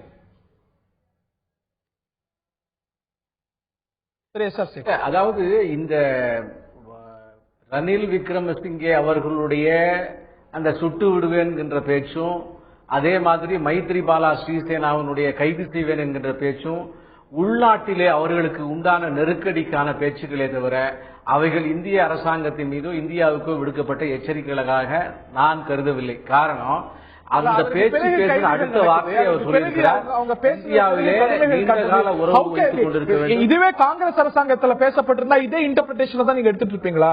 அவங்க உள்நாட்டுல ஏதோ தேர்தல் வருது அதனால பேசுறாங்கன்னு ஒரு ஜனாதிபதி சொல்றார், ஒரு பிரதமர் சொல்றார். அப்படிங்கும் போது I will not take it face value அப்படின்னா என்ன மாதிரி நிலைப்பாடு சார் அது? அதாவது நீங்க இது உண்மையிலே ஒரு அனாலிசிஸ் எடுங்கள். அதாவது நம்மளுடைய பேச்சுவார்த்தைகள் தொடர்கிறது. நம்ம இந்தியாவினுடைய மீனவர் சம்பந்தப்பட்ட பிரச்சனையை பார்க்கின்ற போது நாங்கள் பாரம்பரிய மீன் அது இரண்டாம் கட்ட பேச்சுவார்த்தை தோல்வி அடைந்தது. மூன்றாம் கட்ட பேச்சுவார்த்தையிலே பெரிய அக்ரிமெண்ட் வந்தது. அதை ராட்டிஃபை பண்ணுவதற்காக அதனுடைய சதாசிவம்ங்கிற ஸ்ரீலங்கன் பிஷர்மேன் சம்மேளனத்தினுடைய தலைவர் அங்க போய் அது ராட்டிஃபை ஆகி அதுல ஒரு விளைவுகள் வந்துவிடும் என்கின்ற சூழ்நிலை ஏற்பட்டிருக்கின்ற போது இந்த பார்லிமெண்ட் தேர்தலுக்கான விஷயங்கள் வரும்போது பேச்சுவார்த்தைகள் நடக்குது, அடுத்த கட்டத்துக்கு எடுத்துட்டு போறது. அது அப்படி பாப்பீங்களா? அந்த சமயத்துல இப்படி எல்லாம் முன்னேற்றம் நடந்துட்டு இருக்கும் போது இப்படி பேசுறாங்கன்னு பாப்பீங்களா? அப்படி நடந்துட்டு இருக்க அந்த சமயத்தில் பார்லிமெண்ட் தேர்தல் வருது, அப்படி பேசுறாங்க அப்படின்னா how can it be? இதே தான் இப்ப நீங்க ஒரு பக்கம் அவங்க இப்படி சொல்லிட்டே இருக்காங்க, you are not taking it seriously. அது அவங்க அதுக்காக சொல்றாங்கன்னு எந்த அடிப்படையில சொல்றீங்க? They don't mean it in எந்த அடிப்படையில சொல்றீங்க? அதுக்கு அடுத்த வார்த்தை என்ன பேசியிருக்காரு? இது பேசி முடிச்சு அடுத்த உடனே என்ன சொல்லியிருக்காரு? அடுத்தது உடனே சொன்னது, இந்தியாவோடு இந்த பேச்சுவார்த்தை சுமூகமாக நீண்டகால தீர்ப்பு வருகிற மாதிரி நாங்கள் நடத்துவதற்கு தயாராக இருக்கிறோம். மோடி இங்க வந்ததற்கு பின்னால் இதைத்தான் சொல்லி இருக்கிறாரு. இவ்வளவு விஷயத்தையும் சேர்த்து அந்த இந்த பேச்சுக்கு பின்னாடி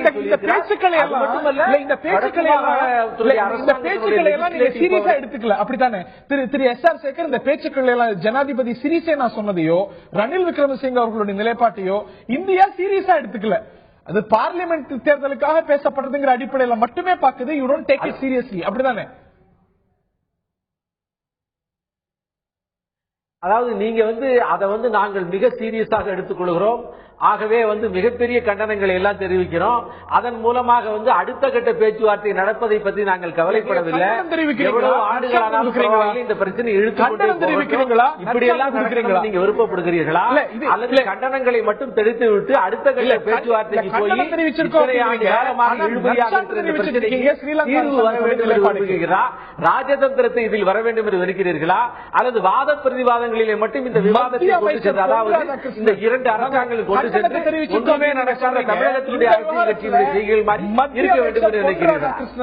நற்சான்று கொடுக்கிறாரா, கண்டனம் தெரிவிக்கிறாரா இலங்கை அரசாங்கத்துடைய அணுகுமுறைக்கு? கேட்போம். புதிய அரசாங்கம் வந்திருக்கிறது. அந்த அரசாங்கமும் நிரந்தரமான ஒரு தீர்வு ஏற்படுவதிலே ஆர்வமாக இருப்பதை உணர முடிகிறது. ஆகவே அந்த கால அவகாசம் கிடைக்கும் வரைக்கும் மீனவர்கள் முழுமையாக, இருதரப்பு மீனவர்களும் முழுமையான ஒத்துழைப்பு தர வேண்டும் என்று நாம் விரும்புகிறோம்.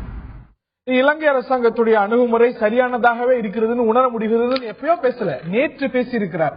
அதாவது எப்போன்னா சிறிசேனா இந்த நிலைப்பாடு எடுக்கக்கூடிய நேரத்துக்கு கொஞ்சம் ஏறக்குறைய சில நேரத்துக்கு முன்பாக பொன் ராதாகிருஷ்ணன் இப்படி சொல்றாங்க. So are you taking it seriously? இப்ப ஒரு பக்கம் கைது செய்வோம், படகு திருப்ப மாட்டோம் அப்படின்னு சொல்ற போது நச்சான்று கொடுக்குறீங்க. இன்னொரு பக்கம் ரணில் விக்ரமசிங்கே அப்படி பேசின பிறகு நான் ரணில் விக்ரமசிங்கே அவர்கள்ட்ட என்னுடைய கண்ணத்தை தெரிவித்தேன் அப்படின்னு சுஷ்மா ஸ்வராஜ் சொல்றார். அதற்கு பிறகு இன்னொரு பேட்டியில ஸ்ரீலங்காவுடைய பிரதமர் சொல்கிறார், basically nobody got excited. Modi didn't get excited. Sushma Swaraj didn't get excited. I don't know why the Indian media is getting excited என்று கேட்கிறார். ஆக நீங்க இதை சீரியஸா எடுத்துட்டு இருக்கீங்களாங்கிற மட்டும் தான் கேள்வி.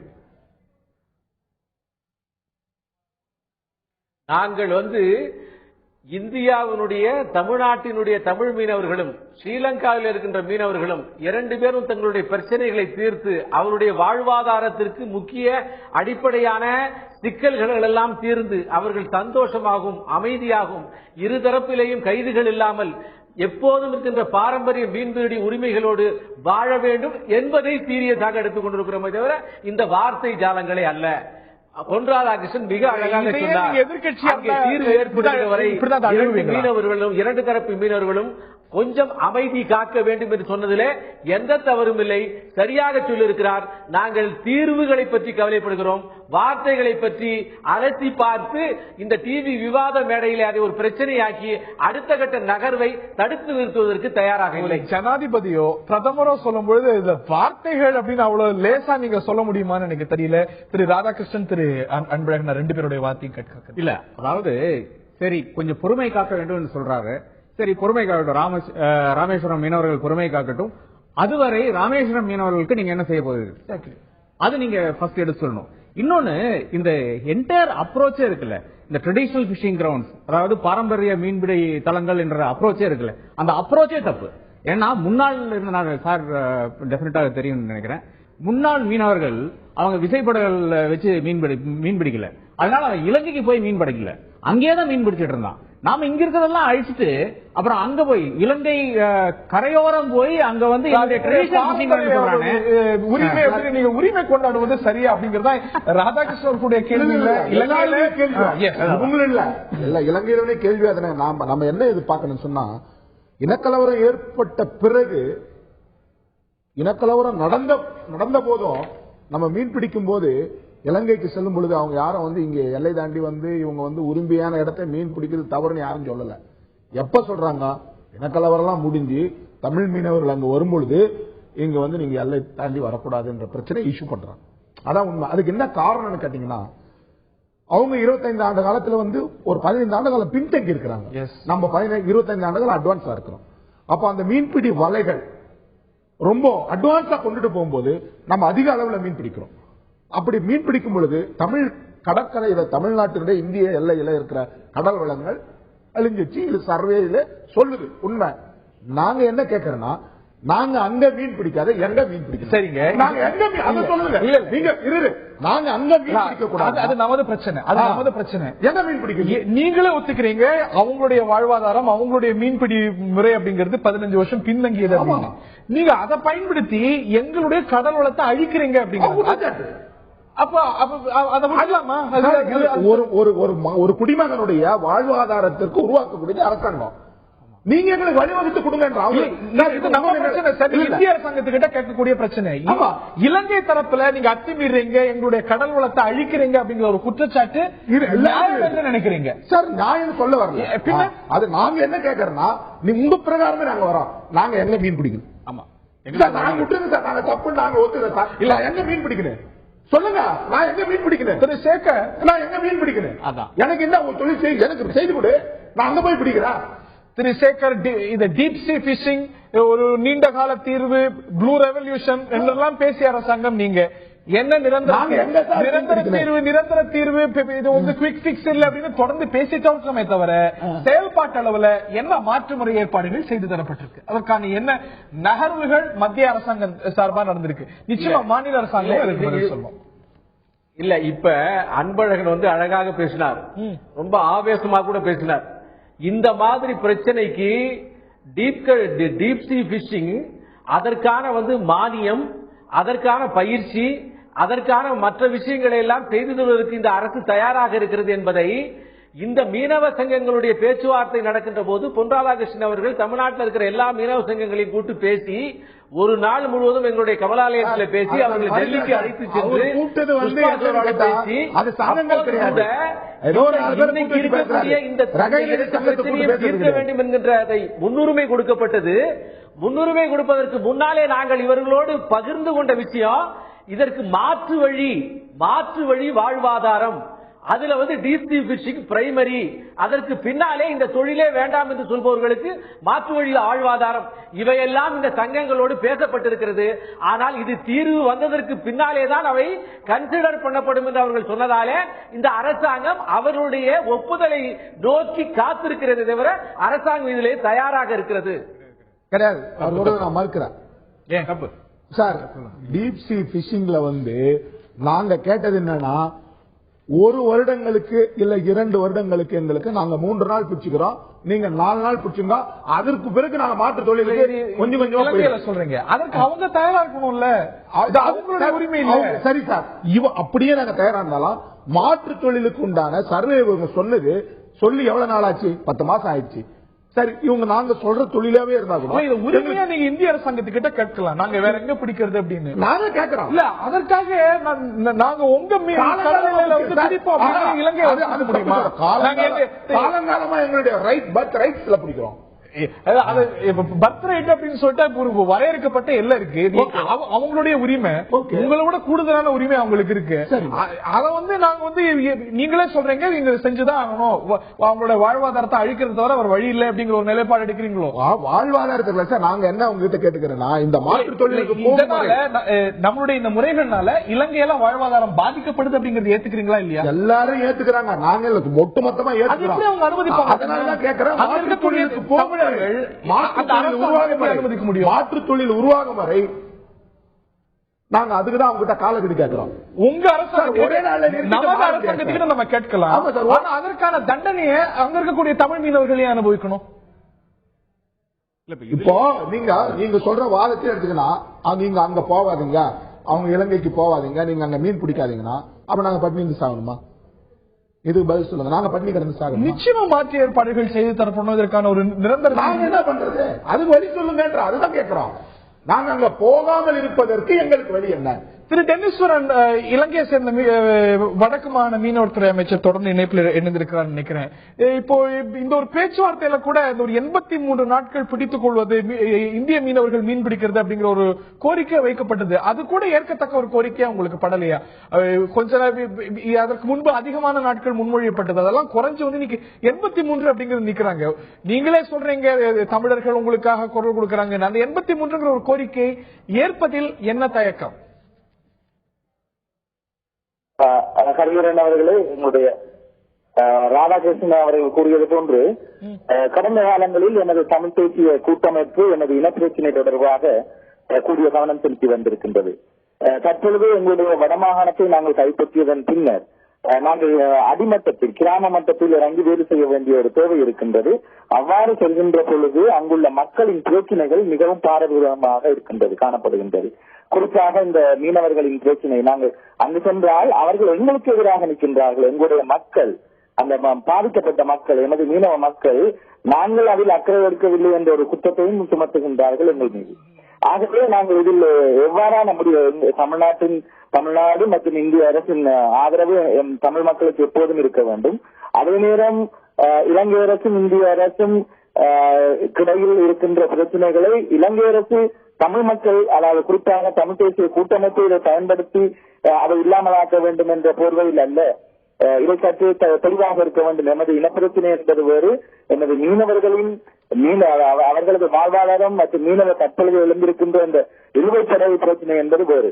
ஆகவே இந்த விடயத்தில் எமது மீனவ கிராமங்கள், மீனவ தலைவர்கள், எமது மத்திய எங்களுடைய இலங்கை அரசுக்கும் இந்த விடயத்தை தெளிவாக சுட்டிக்காட்டி இருக்கின்றார்கள். வடமாகாணத்தில் இருக்கின்ற எமது தமிழ் தேசிய கூட்டமைப்பு வடமாகாண அமைச்சர்கள் என்ற வகையில் எங்களிடம் பல முறைப்பாடுகள், நாங்கள் இரவு பகலாக ஒவ்வொரு கிராமங்களுக்கும் செல்கின்றோம். ஒரு விடயத்தை கூற விரும்புகின்றேன் ஹரிஹரன் அவர்களே.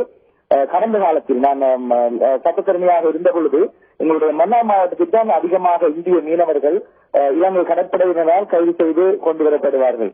அந்த நேரத்தில் கூடிய அந்த மீனவர்களுக்கு எங்களுடைய உறவுகள் என்ற அடிப்படையில் அவர்களுக்கான உணவுகள், உடைகள் மற்றும் பல்வேறு பொருட்கள் நாங்கள் வாங்கி கொடுத்திருக்கின்றோம். இருந்தும் எங்களுடைய மக்கள் அதே நேரம் நீங்கள் படுகின்ற, உங்களுக்கு தெரியும் ஏற்கனவே நீங்கள் உங்களுடைய கடல் வெள்ளத்தில் அந்த மீன் வளம் இல்லாமல் போயிருக்கின்றது. ஆகவே அதே போன்ற ஒரு நிலைப்பாட்டை எமது பகுதியிலும் நீங்கள் ஏற்படுத்தி விடுவீர்கள் என்று சொன்னால் நாளை நாங்களும் இதே போன்ற பிரச்சனைகளை எதிர்நோக்க வேண்டும். ஆகவே எங்களுடைய அன்பழகன் மற்றும் ஏனைய சேவர் கூறியது போன்று இதற்கு ஒரு மாற்று திட்டம் ஒன்று கொண்டு வரப்பட வேண்டும். இந்த 83 நாட்கள் என்பதற்கு அப்பால் நாங்கள் சென்று குறிப்பாக நீங்கள் நவீன மீன்பிடி முறைகளை இந்திய அரசு எங்களுடைய தமிழ்நாட்டு மீனவர்களுக்கு பல்வேறு நவீன மீன்பிடி முறைகளை பழக்கி வைத்திருக்கின்றார்கள். 83 நாட்கள் அப்படிங்கிற ஒரு கோரிக்கை உங்களுக்கு ஏற்கத்தக்கதா இல்லையா? அது மட்டும் புரிஞ்சுக்க விரும்புறேன். நீங்க அந்த மாகாணத்துடைய வடக்கு மாகாணத்துடைய அமைச்சர், உங்களுடைய மீனவர்களோட பேசியிருப்பீங்க இது பற்றி. ஹரிஹரன் அவர்களே, இல்ல இந்த விடயத்தில் எங்களுடைய மக்களின் கோரிக்கைகள், அதாவது குறிப்பாக இவர்கள் ஒரு நாள் கூடி எங்களுடைய பலத்தை அளிப்பதற்கு விரும்ப மாட்டார்கள். அந்த வகையில் தான் நாங்கள் நேரடியாக அந்த மக்களோடு, எங்களுடைய மீனவ சமூகங்களோடு தொடர்பு கொண்டிருக்கின்றது என்ற அடிப்படையில் அவர்கள் முன்வைக்கின்ற பிரச்சனைகளைத்தான் நாங்கள் எங்களுடைய தமிழ்நாட்டு மீனவர்களுக்கும் இந்திய அரசுக்கும் இலங்கை அரசுக்கும் இந்திய மீனவர்கள் இலங்கை கடல் பகுதியில் பிடிப்பது அப்படிங்கிறது அங்க மீனவர்களுக்கு ஏற்புடைய கருத்தா இல்ல, அப்படிதானே? நிச்சயமாக அந்த பிரச்சனை தான் தற்பொழுது தலைதூக்கியிருக்கின்றது. கடந்த காலத்தில் இந்த பிரச்சனை அதிகளவாக கருத்தில் எடுக்கப்படவில்லை என்றாலும் தற்பொழுது எங்களுடைய நேரடியாக அதாவது இந்த யுத்தம் முடிவடைந்த பின்னர் மக்கள் பல்வேறு விடயங்களிலும் அவர்களுடைய அணுகுமுறை சற்று மாறுதலாக இருக்கின்றது. அந்த வகையில் எங்களோடு எங்களுடைய மீனவ மக்கள் மேற்கொள்கின்ற கருத்துக்கள் இந்த விடயத்தில் முற்றுமுழுதாக நிறுத்தி வையுங்கள் என்று எங்களிடம் கேட்கின்றார்கள். மன்னிக்கணும் திரு அமைச்சர், சுருக்கமான இறுதியான கருத்தை கேட்க வருகின்றேன். இந்த விவகாரத்துல, மீனவர் விவகாரத்துல உங்களுடைய மத்திய அரசாங்கமும் உங்களுடைய வடக்கு மாகாண அரசும் தமிழ் தேசிய கூட்டமைப்பு, உங்களுடைய தமிழ் மீனவர் சங்கம் எல்லாம் ஒரே பேஜ்ல ஒரே நிலைப்பாட்டில் இருக்கிறீங்க, அப்படி புரிஞ்சுக்கலாமா? நிச்சயமாக அவ்வாறுதான் இருக்கின்றது. தற்பொழுது இந்த மத்திய அரசாங்கம் எங்களுடைய அதாவது தங்களுடைய நீங்கள் ஏற்கனவே பல பிரமுகர்கள் கூறியது போன்று தேர்தலுக்காகவோ அல்லது ஏனைய விடயங்களுக்காகவோ எனது கூறியிருக்கின்றீர்கள். அவ்வாறு எனது நிலைப்பாட்டில் அவ்வாறு இல்லை. தற்பொழுது இந்த மத்திய அரசில் இருந்து வருகின்ற பிரதம மந்திரியாக இருக்கலாம் அல்லது ஜனாதிபதியாக இருக்கலாம் அல்லது மத்திய அரசின் மீன்பிடி அமைச்சராக இருக்கலாம். அவர்களிடம் எங்களுடைய மக்கள் நேரடியாக தங்களுடைய கஷ்டங்களை முன்வைக்கின்றார்கள். ஆகவே அவர்களும் இதில் நடவடிக்கை எடுக்க வேண்டும் என்ற நோக்கோடு செயற்படுகின்றார்கள். எது எவ்வாறு இருப்பினும் இந்த எங்களுடைய இன பிரச்சனைக்கு அப்பால் அந்த பிரச்சனையை சுமூகமாக தீர்க்கப்பட வேண்டும். எமது மக்களுக்கான அடிப்படை உரிமைகள் வந்து சேர வேண்டும். அதற்கு இந்தியாவின் ஆதரவு எப்பொழுதும் இருக்கும் என்ற நம்பிக்கையும் எங்களுக்கு இருக்கின்றது. அதே நேரம் நாங்கள் இவ்வளவு எங்களுடைய பிரச்சனை எங்களுடைய வளத்தை பாதுகாக்க வேண்டும் என்பதற்காகத்தான் இவ்வளவு காலமும் இந்த போராட்டங்களும் நடைபெற்று வந்தது. கடல் வளம் மற்றும் எங்களுடைய நிலம் போன்றது. ஆகவே இந்த கடல் வளத்தை நாங்கள் அழிய விடுவோம் என்று சொன்னால் நாங்கள் எதிர்கால சந்ததியினரை மீனுக்கு கையெழுந்த வைக்க போகின்றோமா என்ற கேள்விக்குறி இருக்கின்றது. ஆகையினால இதுல இந்த ஒரு நிலைப்பாடு எடுக்க வேண்டியதா இருக்கிறது அப்படின்னு சொல்லிருக்கீங்க. எங்களுடைய ஸ்ரீலங்கா மத்திய அரசு, தமிழர் மீனவர் பிரதிநிதிகள், தமிழ் தேசிய கூட்டமைப்பு எல்லாம் இதில் ஒரே நிலைப்பாட்டில் இருக்கின்றன அப்படின்னு நான் புரிஞ்சுக்கிறேன். அதை நீங்க உறுதியும் செய்திருக்கிறீர்கள். நிச்சயமாக இதனால் பாதிக்கப்படுவது இருதரப்பு மீனவர்களும் தான். இந்திய மீனவர்கள் இதனால் படக்கூடிய துயரத்தை வார்த்தையால் விவரிக்க முடியாது. இதற்கு ஒரு நிரந்தர வேண்டும். இந்த துயரம் தொடரக்கூடாது அப்படிங்கறதுல யாருக்கும் மாற்று கருத்து இருக்க முடியாது. இந்த தமிழக மீனவ பிரச்சனைக்கு யார் பக்கம் நியாயம் இருக்கிறது அப்படின்னு மக்கள் கருத்து கேட்டிருக்கின்றோம். மக்களுடைய பார்வை இதோ.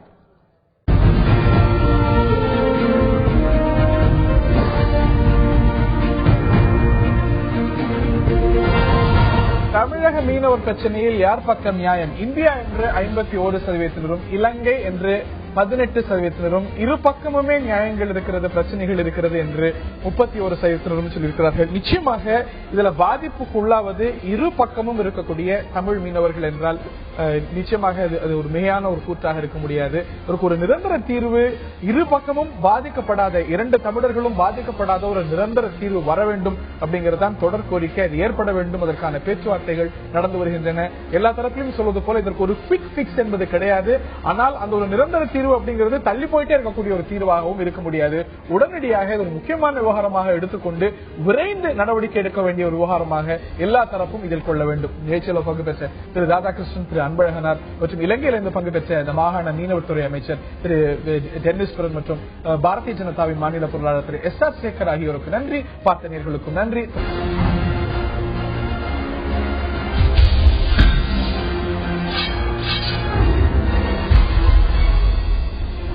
ஆயுத நீட்சிக்கு அன்போடு வரவேற்கின்றோம் நேயர்களே. காவிரி விவகாரம் தான் மீண்டும் விவாத பொருளாக இருக்கிறது. மத்திய அமைச்சர் பொன் ராதாகிருஷ்ணன் இதில் ஒரு கருத்தை சொல்லியிருக்கிறார். அதாவது காவிரி விஷயத்துல தடுப்பணை கட்டக்கூடிய உரிமை தமிழ்நாட்டுக்குத்தான் இருக்கிறது. கர்நாடகால அவங்க மேகதாதுல கட்டுறாங்கன்னா அந்த உரிமை அவர்களுக்கு இல்லை. ஆனால் தமிழ்நாடு வீணாகக்கூடிய காவிரி தண்ணீரை சேமிக்க தடுப்பணை கட்ட வேண்டும், அதில் கவனம் செலுத்த வேண்டும் என்று சொல்லியிருக்கிறார். இது சரியான ஒரு நிலைப்பாடு தானா? நமக்கு ஏற்கனவே பல கோரிக்கைகள் இருக்க இதுதான் முன்னுரிமை கொடுக்க வேண்டிய ஒரு விஷயமா? விவாதிப்போம். ஆயுத நீட்சியில் காவிரி விவகாரத்தில் தடுப்பணை கட்டுவதில் தமிழ்நாடு அரசாங்கம் முன்னுரிமை செலுத்த வேண்டும், அதற்கு முன்னுரிமை கொடுக்க வேண்டும். தடுப்பணை கட்டுறதுல தமிழ்நாடு அரசாங்கத்துக்குத்தான், தமிழ்நாட்டுக்குத்தான் முழு உரிமை சொல்லியிருக்கிறது இருக்கிறது என்று சொல்லியிருக்கிறார். மற்றும் பல கோரிக்கைகள், உரிமை சார்ந்த கோரிக்கைகள் இருக்க இதற்குத்தான் இன்று முன்னுரிமை கொடுக்க வேண்டும் என்கிற கேள்வி எழுந்திருக்கிறது. இந்த விவாதத்தில் நம்முடைய பங்கேற்கிறார் பாரதிய ஜனதாவின் டாக்டர் ராஜலட்சுமி அவர்கள். நிகழ்ச்சிக்கு அவரை அன்போடு வரவேற்கின்றோம். பேராசிரியர் ராஜலட்சுமி அவர்கள் இந்த நிகழ்ச்சிக்கு அன்போடு வரவேற்கின்றோம். மத்திய அமைச்சர் பொன் ராதாகிருஷ்ணன் அவர்கள் சொன்னது என்ன கேட்கலாம்.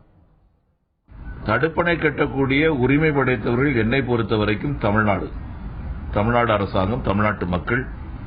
நம்ம பகுதியில் தடுப்பணை கட்டலாம். காரணம், கடல்ல போகக்கூடிய நீரை நாம தடுக்க முடியும். ஆகவே தமிழக அரசாங்கத்துக்கு என்னுடைய வேண்டுதல், தயவு செய்து தமிழகத்திலே தடுப்பணைகளை கட்டுகின்ற முயற்சிகளை நாம் இறங்குவோம். நம்முடைய விவசாயிகளுக்கு நாம் பாதுகாப்பு கொடுப்போம். ஆகவே கர்நாடகம் அணை கட்டக்கூடாது. கர்நாடக அரசாங்கத்துடைய முயற்சிகளுக்கு, தமிழக விவசாயிகளுக்கு எதிராக நிச்சயமாக மத்திய அரசாங்கம் செயல்படாது என்ற நம்பிக்கை பூரணமாக எனக்கு இருந்து கொண்டிருக்கிறது. ரைட். மத்திய அரசாங்கம் இந்த ஒரு கர்நாடக அரசாங்கத்துடைய முயற்சிக்கு துணை போகாது அப்படின்னு சொல்லக்கூடிய அதே வேளையில தமிழ்நாடு தடுப்பணை கட்டுவதில், அதாவது காவிரி தண்ணீர் வீணாவதே, கடலுக்கு போவதை தடுக்க தடுப்பணை கட்டுவதில் முன்னுரிமை செலுத்த வேண்டும், முன்னுரிமை கொடுக்க வேண்டும் என்கிறார் அமைச்சர். இதை பற்றி தான் பாரதிய ஜனதா பிரமுகர் டாக்டர் ராஜலட்சுமி அவர்களோடும் அதே போல விவசாயிகள் சங்கத்துடைய திரு நல்லசாமி அவர்களோடும் விவாதிக்க இருக்கின்றோம். திரு நல்லசாமி இன்னும் சற்று நேரத்தில் நம்முடைய இணையிருக்கிறார். நான் திரு ராஜலட்சுமி அவர்கள்ட்ட தான் கேட்க இருக்கின்றேன். இந்த ஒரு விஷயத்தை திசை திருப்புவதாக தான் இன்னைக்கு வந்து காவிரியில தடுப்பணை கட்டணும் அப்படிங்கறதுல அது நம்மளுடைய உரிமை, அது வந்து ஸ்டேட்டிங் தி ஆப்வியஸ், அதுல வந்து எந்த ஒரு பிரச்சனையும் கிடையாது. இந்த பிரச்சனையே கர்நாடகா சட்டத்தை மீறி, காவிரி இறுதி ஆணையை மீறி, எந்த ஒரு லெஜிட்டிமசியும் இல்லாம ஒரு அணையை கட்டுவேன்னு சொல்றது. அதை எப்படி எதிர்கொள்வதுன்னு பாக்கணுமா? அதை விட்டு இன்னைக்கு தமிழ்நாட்டில் தடுப்பணை கட்டுறது அப்படிங்கிறது அது இன்று பிரச்சனை அல்ல, திசை திருப்புவதாக அந்த பிரச்சனை. அதாவது ஒரு பொறுப்பான அமைச்சர், தமிழ்நாட்டை சார்ந்த மத்திய இலங்கை வைக்கும் திரு பொன் ராதாகிருஷ்ணன் அவர்கள் அவர் ஒரு பொறுப்பை, தமிழ்நாட்டு பொறுப்பை உணர்த்தி இருக்கிறார். அதாவது 2500 TMC தண்ணீர் வந்து வீணாக கடலில் கலக்கிறது. ஆகையினால தடுப்பணை கெட்டுவது நமக்கு ஒன்றும் யாரும் தடுக்க முடியாது. அவங்க மேகதாதுல கெட்டுவது வந்து தமிழ்நாடு தடுக்கிறது, தமிழ்நாடு ஏன் என்று கேட்கிறது. ஏன்னா அவங்க வந்து ரிசீவிங் எண்ட்ல இருக்காங்க, நம்ம டெயில் எண்ட்ல இருக்கோம். அதனால நம்மகிட்ட இருந்து தண்ணி வீணா போறது கடல்ல தான் போய் சேருது. சோ அதை தடுத்தால் விவசாயிகளுக்கு பயனவரும் என்பது ஒரு அரிய கருத்தை கரெக்டான நேரத்துல அவர் வச்சிருக்காருங்கிறத நம்ம இங்க ஒத்துக்கணும். டைமிங் தான் இங்க கேள்வி. இன்னைக்கு வந்து காவிரி மேலாண்மை வாரியம் சார்ந்த ஒரு கேள்வி இருக்கிறது, ஒரு மேகதாது சார்ந்த மத்திய அரசாங்கம், ஒரு பாரதிய ஜனதாவுடைய தலைமை, மத்திய தலைமை சொல்லியிருக்கிறார், மத்திய அரசாங்கம் நாங்க தரமாட்டோம் அப்படின்னு உறுதியா சொல்லுங்க. பொன் ராதாகிருஷ்ணன் கருத்து சொல்வது போல கர்நாடகத்தை சேர்ந்த வேறு மத்திய அமைச்சர்கள் வேற கருத்தை சொல்லிட்டு இருக்காங்க. சோ இதை தெளிவுபடுத்த வேண்டிய பொறுப்பு மத்திய சர்க்காருக்கு இருக்கிறது, மத்திய பிஜேபிக்கு இருக்கிறது. அந்த ஒரு தெளிவின்மை இல்லாத சமயத்துல தமிழ்நாடு வந்து தடுப்பணை கட்டணும் அப்படின்னு சொல்லும்போது அது வேற ஒரு விவகாரம். அதையும் சேர்த்து குழப்பிக்கிறாரோ?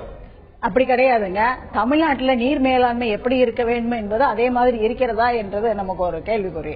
அதனால் நீர் மேலாண்மையை நாம் ஒழுங்குபடுத்த வேண்டும். ஏற்கனவே நமக்கு தெரியும், குளம், குட்டைகள், கால்வாய்கள் இவையெல்லாம் எதெல்லாம் தூர்வாரப்படாமல் இருக்கிறது. நம்மளுடைய இதே வந்து ஜீவநதிகள் நமக்கு கிடையாது, எக்ஸப்ட் வந்து தாமிரபரணி. அதனால நமக்கு வந்து வெளி கிருஷ்ணா நதி வேற நீர் வந்து வேற ஸ்டேட்ஸ்ல இருந்து வர வேண்டியிருக்கு. காவேரியை தான் பெரும்பாலான நம்பிக்கொண்டிருக்கிறோம். அதனால் இப்படி இருக்கும் பொழுது நம்மளுடைய பழங்காலத்தில் அரசர்களே என்ன பண்ணியிருந்தார்கள், நிறைய தடுப்பு அணைகள், அந்த காலத்துல கல்லணை கட்டா முதல் அணை கட்டினது இந்தியாவில். காலத்திலேயே மேலும் பல தடுப்பணைகள் கட்டிருக்கிறதுக்கான வாய்ப்பு இருக்கு. சில வல்லுநர்கள்ட்ட கேட்கும் பொழுது அது பூகோள ரீதியாக ஒரு சமதள பகுதி, அங்க வந்து மேலும் பல தடுப்பணைகள் கட்டி நீங்க இந்த 2500 TMC குறிப்பிடுறீங்க, வீணாக்கூடிய அத்தனை தண்ணீரையும் தடுக்கிறதுக்கான ஒரு வாய்ப்பு பூகோள ரீதியாக, தொழில்நுட்ப ரீதியாக இல்லை அப்படிங்கிற ஒரு கருத்தும் இருக்கு. இல்ல, வல்லுநர்கள் வாட்டர் எக்கானமிஸ்ட் என்ன சொல்லிருக்காங்கன்னா, ஈவன் சென்னையில கூட கோவத்துல வந்து சில இடங்கள்ல நீங்க அடையார் ரிவர்ல கொஞ்சம் தடுப்பணை கட்டினா தண்ணி பிரச்சனை குறையும் சொல்லிருக்காங்க. காவிரி வாரத்தை பொறுத்த டெல்டா வாரத்தை பொறுத்த வரைக்கும் பூகோள ரீதியாக நீங்க சொல்றது போல தடுப்பணை கட்டினா நீங்க வந்து கடலுக்கு வீணாக்கூடிய அத்தனை தண்ணியும் தடுத்து நிறுத்திடலாம் அப்படிங்கிறது போல சூழ்நிலை இல்லை அப்படிங்கிறது தான் பல பூகோள வல்லுநர்கள், அதே போல பல தொழில்நுட்ப வல்லுநர்களுடைய, நீர் மேலாண்மை வல்லுநர்களுடைய கருத்தாங்க. அப்படின்னு சொல்ல முடியாது. ஏற்கனவே நீர் மேலாண்மை வல்லுநர்கள் வந்து ஒரு வாட்டர் பாலிசி கரெக்டா கொண்டு வரணும், அந்த வாட்டர் பிரைசிங் பாலிசி கூட கொண்டு வரணும் காவேரி டெல்டா ரீஜன்ல. ஏன்னா வாட்டர் ஸ்கார்ஸ் பிரைஸ்ல இப்ப வந்து நீங்க வந்து மேகதூது எல்லா பிரச்சனையும் எப்போ வருதுன்னா சம்மர்ல வருது. வாட்டர் ஸ்கார்சிட்டி டைம் வந்தோடனே ஆட்டோமேட்டிக்கா வாட்டர் கான்ஃபிளிக்ஸ் எல்லாம் வந்துடுது. ஆக்சுவலா இந்த மாதிரி சமயத்துல நம்ம நீங்க இப்போ வந்த பிரச்சனை இல்ல, 17ஆம் நூற்றாண்டுலயே அங்க இந்திராயன் ஒரு மன்னர் இருக்கும்போது இந்த மாதிரி ஒரு அணை கட்டணும் ஆரம்பிச்சாரு. நம்ம நாயக்க அரசரும் மராட்டிய அரசரும், அதாவது தஞ்சை ஆண்ட மராட்டிய அரசரும் மதுரை ஆண்ட நாயக்க அரசரும் போர் எடுத்து போனாங்க. அதுக்கு முன்னாடி இருந்தாலும் உடஞ்சு போச்சு, அவங்க கட்டின மண்ணெண்ண உடஞ்சு போச்சு. அதனால மன்னர்கள் காலத்திலிருந்தே அதற்கு ஒரு பொலிட்டிக்கல் எக்கானமி, அந்த வாட்டர் எக்கானமி வந்து ப்ராப்ளம் வந்து எக்ஸிஸ்ட் ஆகிட்டு இருக்கு. ஏன்னா ரிசிபியன்ட் அண்ட் டெய்லண்ட் இது ரெண்டுக்குள்ள பிரச்சனை எல்லா நாடுகளிலும் இருக்கிறது. நீங்க அமெரிக்கால கொள்டார ரிவர் ஆயிடுச்சணும், கனடாவுக்கு அமெரிக்காவுக்கு டிஸ்பியூட்டா இருக்கணும், நைல் நதி பிரச்சனையா இருக்கட்டும், எதுனாலுமே வாட்டர் ஷேரிங் வந்து வித்தின் த கண்ட்ரிஸ் வரும்போது பிரச்சனையா இருக்கு. இங்க 2 ஸ்டேட் போதே ஒரு பெரிய ஸ்டேட் இவங்களுடைய வாட்டர் கன்சம்ஷன் லெவல் இருக்கு. அதனால இந்த அக்ரிகல்ச்சர் அஃபெக்ட் ஆகும்போது இங்க இருக்க விவசாயிகளை இவங்க இது பண்ண வேண்டியிருக்கு. இதுல நீங்க பாத்தீங்கன்னா இந்த பொலிட்டிக்கல் சீனரியோட அரசியலோட வித்தகமும் சேர்ந்திருக்கு. அந்த அங்க உரிமை வந்து சரியாக இருக்கிறது. காவிரி நடுவர் குழு இதைதான் சொல்லி இருக்கிறது, கெசட்ல பதியப்பட்டது, 2013 பதியப்பட்டது, இதுதான் சொல்லி இருக்கிறது என்றாலும் கூட அந்த மத்திய அமைச்சர் அங்கே இருக்க அமைச்சர் வந்து கர்நாடக அமைச்சர் சீதாராமையா வந்து என்னன்னா ஆடியே கெட்டியே தீர்வேனாதான் அவங்களுக்கு அங்க ஒரு பேஸ். இந்த பகுதியில் நம்முடைய இணைகிறார் விவசாயிகள் சங்கத்துடைய திரு நல்லசாமி அவர்கள். அமைச்சருடைய நிலைப்பாட்டை அறிவுரையை எப்படி பார்க்கிறீங்க திரு நல்லசாமி? இதற்குத்தான் இன்று முன்னுரிமை கொடுக்கணும்னு நினைக்கிறீங்களா? அமைச்சரை பொறுத்தளவுல அவருடைய தொகுதி வந்து காவிரி வடிநிலத்துக்கு உட்பட்டது அல்ல. ஒண்ணு. ரெண்டாவது வந்து இந்த காவிரி பிரச்சனையை பொறுத்த அளவுல அந்த மத்திய அரசு அது வந்து காங்கிரஸா இருந்தாலும் சரி, பாரதிய ஜனதா கட்சியாக இருந்தாலும் சரி, தமிழ்நாட்டின் பக்கம் இல்ல. ஏன்னா இப்ப கர்நாடகாவில் வந்து இப்ப காங்கிரஸ் சர்க்கார் நடக்குது, அடுத்து வந்து பிஜேபி அரசு வர்றதுக்கு ஒரு வாய்ப்பு இருக்கு. தமிழ்நாட்டில் இந்த ரெண்டு கட்சிகளுக்கு வாய்ப்பே இல்லை. அதனால தமிழ்நாட்டை வந்து புறக்கணிக்கிறதா தான் நான் கருதுறேன். ரெண்டாவது, தமிழ்நாட்டில இருந்து 2500 டிஎம்சி கடலுக்கு போறதாக சொல்றாரு, அது 100க்கு 100 பொய். தமிழ்நாட்டினுடைய மொத்த நீர்வளமே 833 டிஎம்சி. காவிரி, தென்பெண்ணை, பாலாறு, தமிழ் கண்டதோர் வைகை, கருணைநிதி, ஏரி, குளம், குட்டை, கண்மாய் எல்லாம் சேர்ந்து 833 டிஎம்சி தான். மேட்டூரை பொறுத்தளவுல 1934 இருந்து இந்த 81 ஆண்டுகால வரலாற்றுல 40 முறை தான் நிரம்பி இருக்குது, 41 முறை நிரம்பல. அப்படி நிரம்புகின்ற பொழுது 10 டிஎம்சி, 20 டிஎம்சி, 30, 40, 50 இப்படி கடலுக்கு போயிருக்கு. கடலுக்கு போறதுங்கிறது ஒரு 100 டிஎம்சி, 150 டிஎம்சிக்கு உள்ளதா இருக்கு. அப்படியே கடலுக்கு அதிகமா போகாதனாலதான் இப்ப தமிழ்நாட்டில் பாத்தீங்கன்னா கடற்கரை ஓரத்துல பாத்தீங்கன்னா கடல் தண்ணி 10 கிலோமீட்டர் தூர அளவுக்கு உள்ள வந்துருச்சு. ஏன்னா தண்ணி அங்க போய் சேரல. ஆக இந்த கர்நாடகாவை பொறுத்தளவுல தமிழ்நாட்டுக்கு வஞ்சித்துக் கொண்டிருக்கின்றார்கள். ஆக 100 ஆண்டுகளுக்கு முன்பு இப்ப காவிரியுடைய மொத்த நீர்வளம் 740 டிஎம்சி வரையறை சொல்றாங்க. இந்த 740 டிஎம்சி 100 ஆண்டுகளுக்கு முன்பு தமிழ்நாட்டுக்கு தான் வந்துகிட்டு இருந்தது. மத்திய சர்க்கார் அனுமதி கொடுத்துருச்சா மேகதாது அணையை கட்டுறதுக்கு? இல்லையே. எப்படி அந்த குற்றச்சாட்டை வைக்கிறீங்க? அமைச்சர் பொன் ராதாகிருஷ்ணன் சொல்றாரு, நான் கூட சொல்றேன் கர்நாடகா மேகதாதுல அணை கட்டக்கூடாது அப்படின்னு. இந்த ஒரு குற்றச்சாட்டை எங்கள் மீது வைப்பது நியாயமானு கேட்கிறார் ராஜலட்சுமி. அதே போல பொன் ராதாகிருஷ்ணன் கூட அந்த பத்திரிகையாளர் சந்திப்புல கேட்ட கேள்வி. நம்ம எம்பிக்கெல்லாம் மேகதாது, ராசி மண்டல் அணைகள்லாம் கட்டுறதுக்கு 25 கோடி ரூபாய் ஒதுக்கிட்டாங்கல்ல பட்ஜெட்ல, கர்நாடகா பட்ஜெட்ல. மத்திய அரசு போறாங்க, தண்ணி எடுக்க போறாங்க. தடுக்க முடியாது. விவசாயங்கிறது 2வது வருது. அதனால வந்து இப்ப பாத்தீங்கன்னா காவிரியிலும் சரி, கர்நாடகாவில் கிளை நதிகள்லயும் சரி, இப்ப கபினியில பாத்தீங்கன்னா பல இடங்கள்ல தண்ணியை வந்து ஆங்காங்க இருக்கக்கூடிய ஏரி, குளம், குட்டை, கண்மாய்க்கு குடிநீர்ங்கிற பேர்ல ஆள் உள்ள நடந்து போலாம். அப்படிப்பட்ட குழாய்கள் மூலமா கொண்டுகிட்டு போறாங்க. குடிநீர்ங்கிறது தடுக்க முடியாது. அங்க இருக்கக்கூடிய ஏரி, குளம், குட்டை, கண்மாயை நிரப்பி அந்த நிலத்துக்கு கீழே நீர் செறிவூட்டப்படுறத விவசாயத்துக்கு எடுத்துக்குவாங்க, தொழிலுக்கு எடுத்துக்குவாங்க, பலதுக்கு பயன்படுத்துவாங்க. இதை கண்காணிக்கிறது யாரு? இப்படியே எடுத்துக்கிட்டே இருந்தா ஏற்கனவே கடைமடை உரிமை இல்ல, நாம 270 டிஎம்சி வந்து காவிரியில இழந்துட்டோம். மீண்டும் இப்படியே இழந்துகிட்டே இருந்தால் கடைசியில பாத்தீங்கன்னா இடைக்கால தீர்ப்பு, இறுதி தீர்ப்பு 2001, இது 2007, 13 கெசட்ல வெளியாச்சு. இதுவரை மதிச்சு நடந்தாங்களா? ஆக கர்நாடகாவில் அணைகள்லாம் நிரம்பி இனிமேல் தேக்குனா அணைகள் உடைந்துவிடும் என்ற சூழல்ல தான் திறந்து விட்டுருக்காங்க. ஆக தமிழ்நாட்டை வந்து பாயிண்ட் டேக்கன் திரு நல்லசாமி. நான் ராஜலட்சுமி அவர்கள்ட்ட கேட்க இருக்கின்றேன். சென்ற நிகழ்ச்சியிலும் இதற்கான பதில கேட்க முயற்சி செஞ்சேன். இன்னைக்கும் அதே முயற்சியை தான் நான் செய்யறேன். இன்னைக்கு இதெல்லாம் பற்றி பேசுறாரு. இன்னைக்கு தமிழ்நாட்டை சேர்ந்த ஒரு மத்திய அமைச்சர் இப்படித்தான் பேச முடியும். ஆனால் மத்திய சர்க்கார் இதுல என்ன நிலைப்பாடு எடுக்குது? இந்த ஒரு மேகதாது குறித்து வாட்டர் ரிசோர்சஸ் மினிஸ்டர் ஒரு நிலைப்பாடு எடுக்கல. இது வரைக்கும் வாட்டர் ரிசோர்சஸ் மினிஸ்ட்ரி ஒரு கருத்தை சொல்லல, வெளிப்படையா சொல்லல. இரு மாநிலங்களுக்கு இடையே ஒரு பிரச்சனை இருக்கு, எது சரியான நிலைப்பாடுன்னு சொல்ல. இன்னொன்னு, ஒரு காவிரி மேலாண்மை வாரியம் அமைக்க பெற்றால் இந்த ஒரு பிரச்சனையே இருக்காது. ஏன்னா அதனுடைய ஆளுகை கீழே வரும். அது எதனால தாமதமாகுது? ஏன் மத்திய அரசாங்கத்துடைய பரிசீலனையில கூட இல்லை அப்படின்னு இன்னி வரைக்கும் நீங்க யாரும் விளக்கவே இல்லை. அதாவது காங்கிரஸ் அரசாங்கம் வந்து இதை வந்து அப்படியே தள்ளி விட்டுட்டே போயிட்டாங்க. காவிரி மேலாண்மை அமைக்காம, வாரியம் அமைக்காம, சுப்ரீம் கோர்ட் ஆர்டர் இருந்தா கூட அவங்க வந்து ஒரு இன்டரிம் கமிட்டியை தான் போட்டு அப்படியே காலம் தள்ளிட்டே போயிட்டாங்க. அதனால இப்பொழுது வந்து இப்போ பாஜக அரசுங்கிறது இந்தியாவுக்கு மொத்தமான அரசு, தமிழ்நாட்டுக்கு மட்டும் அரசு கிடையாது. எல்லா அரசு எல்லாத்தோட கோரிக்கைகளையும் எடுத்துக்கொள்ளணும். இப்ப இவங்க எம்பி எல்லாம் நம்ம தமிழ்நாட்டு எம்பிகள் வந்து எல்லாரும் சேர்ந்து போய் ஒரு கோரிக்கை கொடுத்திருக்காங்க. பிரைம் மினிஸ்டர் கோரிக்கையே இல்ல, இது வந்து நிறைவேற்ற வேண்டிய நியதி. ஏற்கனவே தீர்ப்பு கொடுத்தாச்சு, இறுதி ஆணை வந்தாச்சு. இறுதி ஆணைப்படி காவிரி மேலாண்மை வாரியம் அமையப்பெறணும். இது தமிழ்நாட்டுடைய கோரிக்கை அல்ல. இத காங்கிரஸ் காரங்க தான் கேட்கணும். ஏன் இவ்வளவு நாள் நிறைவேற்றல? வீட்டுக்கு போய் நீங்க தான் ஆட்சியில் இருக்கீங்க. நீங்க செய்ய வேண்டிய ஒரு கடமையா இருக்கு. பாஜக நிறைவேற்றும். அது ஏன் நிறைவேற்ற? இப்பதான் பிரச்சனை எடுத்துட்டு போயிருக்காங்க. ஏற்கனவே 90 நாள் அமையப்பெறணும். இறுதி ஆணை வெளியிட்டதுல இருந்து 90 நாள் அமையப்பெறணும். ஆனா வாட்டர் ரிசோர்சஸ் மினிஸ்ட்ரி என்ன சொல்லுது, மத்திய அமைச்சர்கள் என்ன சொல்றாங்க, இது எங்களுடைய பரிசீலனையே இல்ல அப்படிங்கிற. அதாவது இப்பொழுதுதான் நமக்கு வந்து நம்ம எடுத்துக்கொண்டு போகிறோம். இந்த மேகதாது பிரச்சனை வந்தோம்னா காவிரி இஷ்யூ பிரச்சனை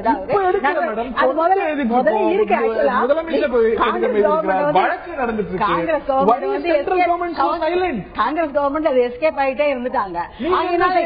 நம்ம தமிழ்நாட்டு கவர்மெண்ட் இப்பதானே தமிழ்நாட்டுல எல்லாரும் எல்லா எம்பிகளும் மொத்தமாக செய்து ஒரு இது போய் கொடுத்திருக்காங்க, ஒரு தாக்கீதை கொடுத்திருக்காங்க. இனிமேல் நடவடிக்கை எடுக்கப்படும். இனிமே அதுக்குள்ள சீதாராமையா அவரு ஒரு கொஸ்டினை கொண்டு வருவாரு. இதை உட்கார்ந்து பேசு. நீங்க வந்து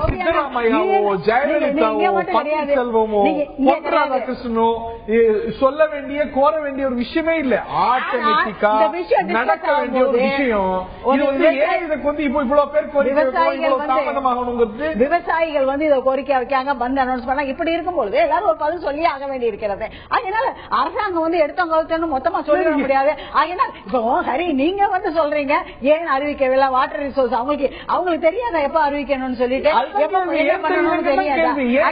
நீங்க பாத்தீங்கன்னா நீங்களே சொல்லுங்க மேடம், இந்த காவிரி மேலாண்மை வாரியத்தை அமைக்கிறதுக்கு ஏதாவது சட்டப்பூர்வ தடை இருக்கா? இது 90 நாட்களுக்குள்ள அமைக்கப்பட்டிருக்கணும் தானே? ஆமா, நீங்க இதை மீடியா எல்லாம் காங்கிரஸ்காரங்க ஏன் கேட்கல? ஏன்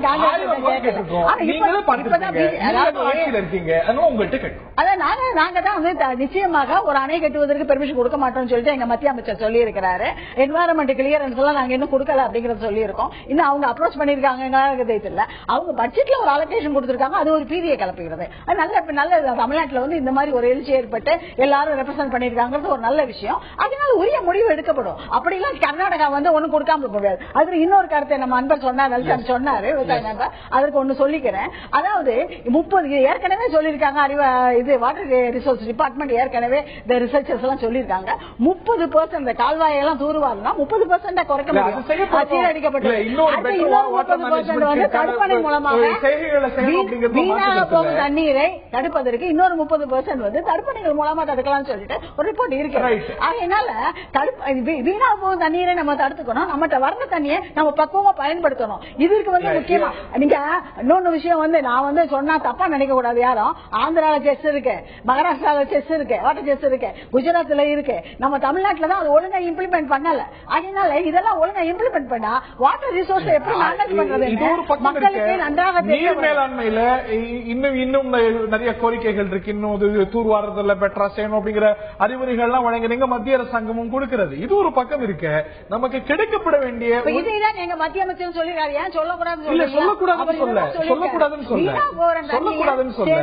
ஒழுங்கா யூஸ் பண்ணலாம் சொல்லக்கூடாதுன்னு சொல்ல உரிமை சார்ந்த விஷயங்களும் இருக்கிறது. அதற்கு முன்னுரிமை இருக்கணும். உரிமை நிச்சயமா காப்பாற்றுவோம். அதையும் சொல்லி இருக்காரு. உரிமையை நிச்சயமா காப்பாற்றுவோம். தமிழ்நாட்டுக்கு அகேன்ஸ்டா எதுவும் போகாது. காவேரியில் தண்ணி தமிழ்நாட்டுக்கு கிடைக்கும் அப்படின்னு சொல்லியிருக்காரு. மேலாண்மை வாரியம் விரைவில் அமைக்கப்படும் அப்படின்னு சொல்லியிருக்கீங்க. இந்த பதில தான் தொடர்ந்து நாம் கேட்டுட்டு இருக்கோம். அது வந்து நிறைவேறக்கூடிய காலமும் வெகு தொலைவில் இருக்கக்கூடாது என்றே நம்புவோம், எண்ணுவோம். இந்த நிகழ்ச்சியில்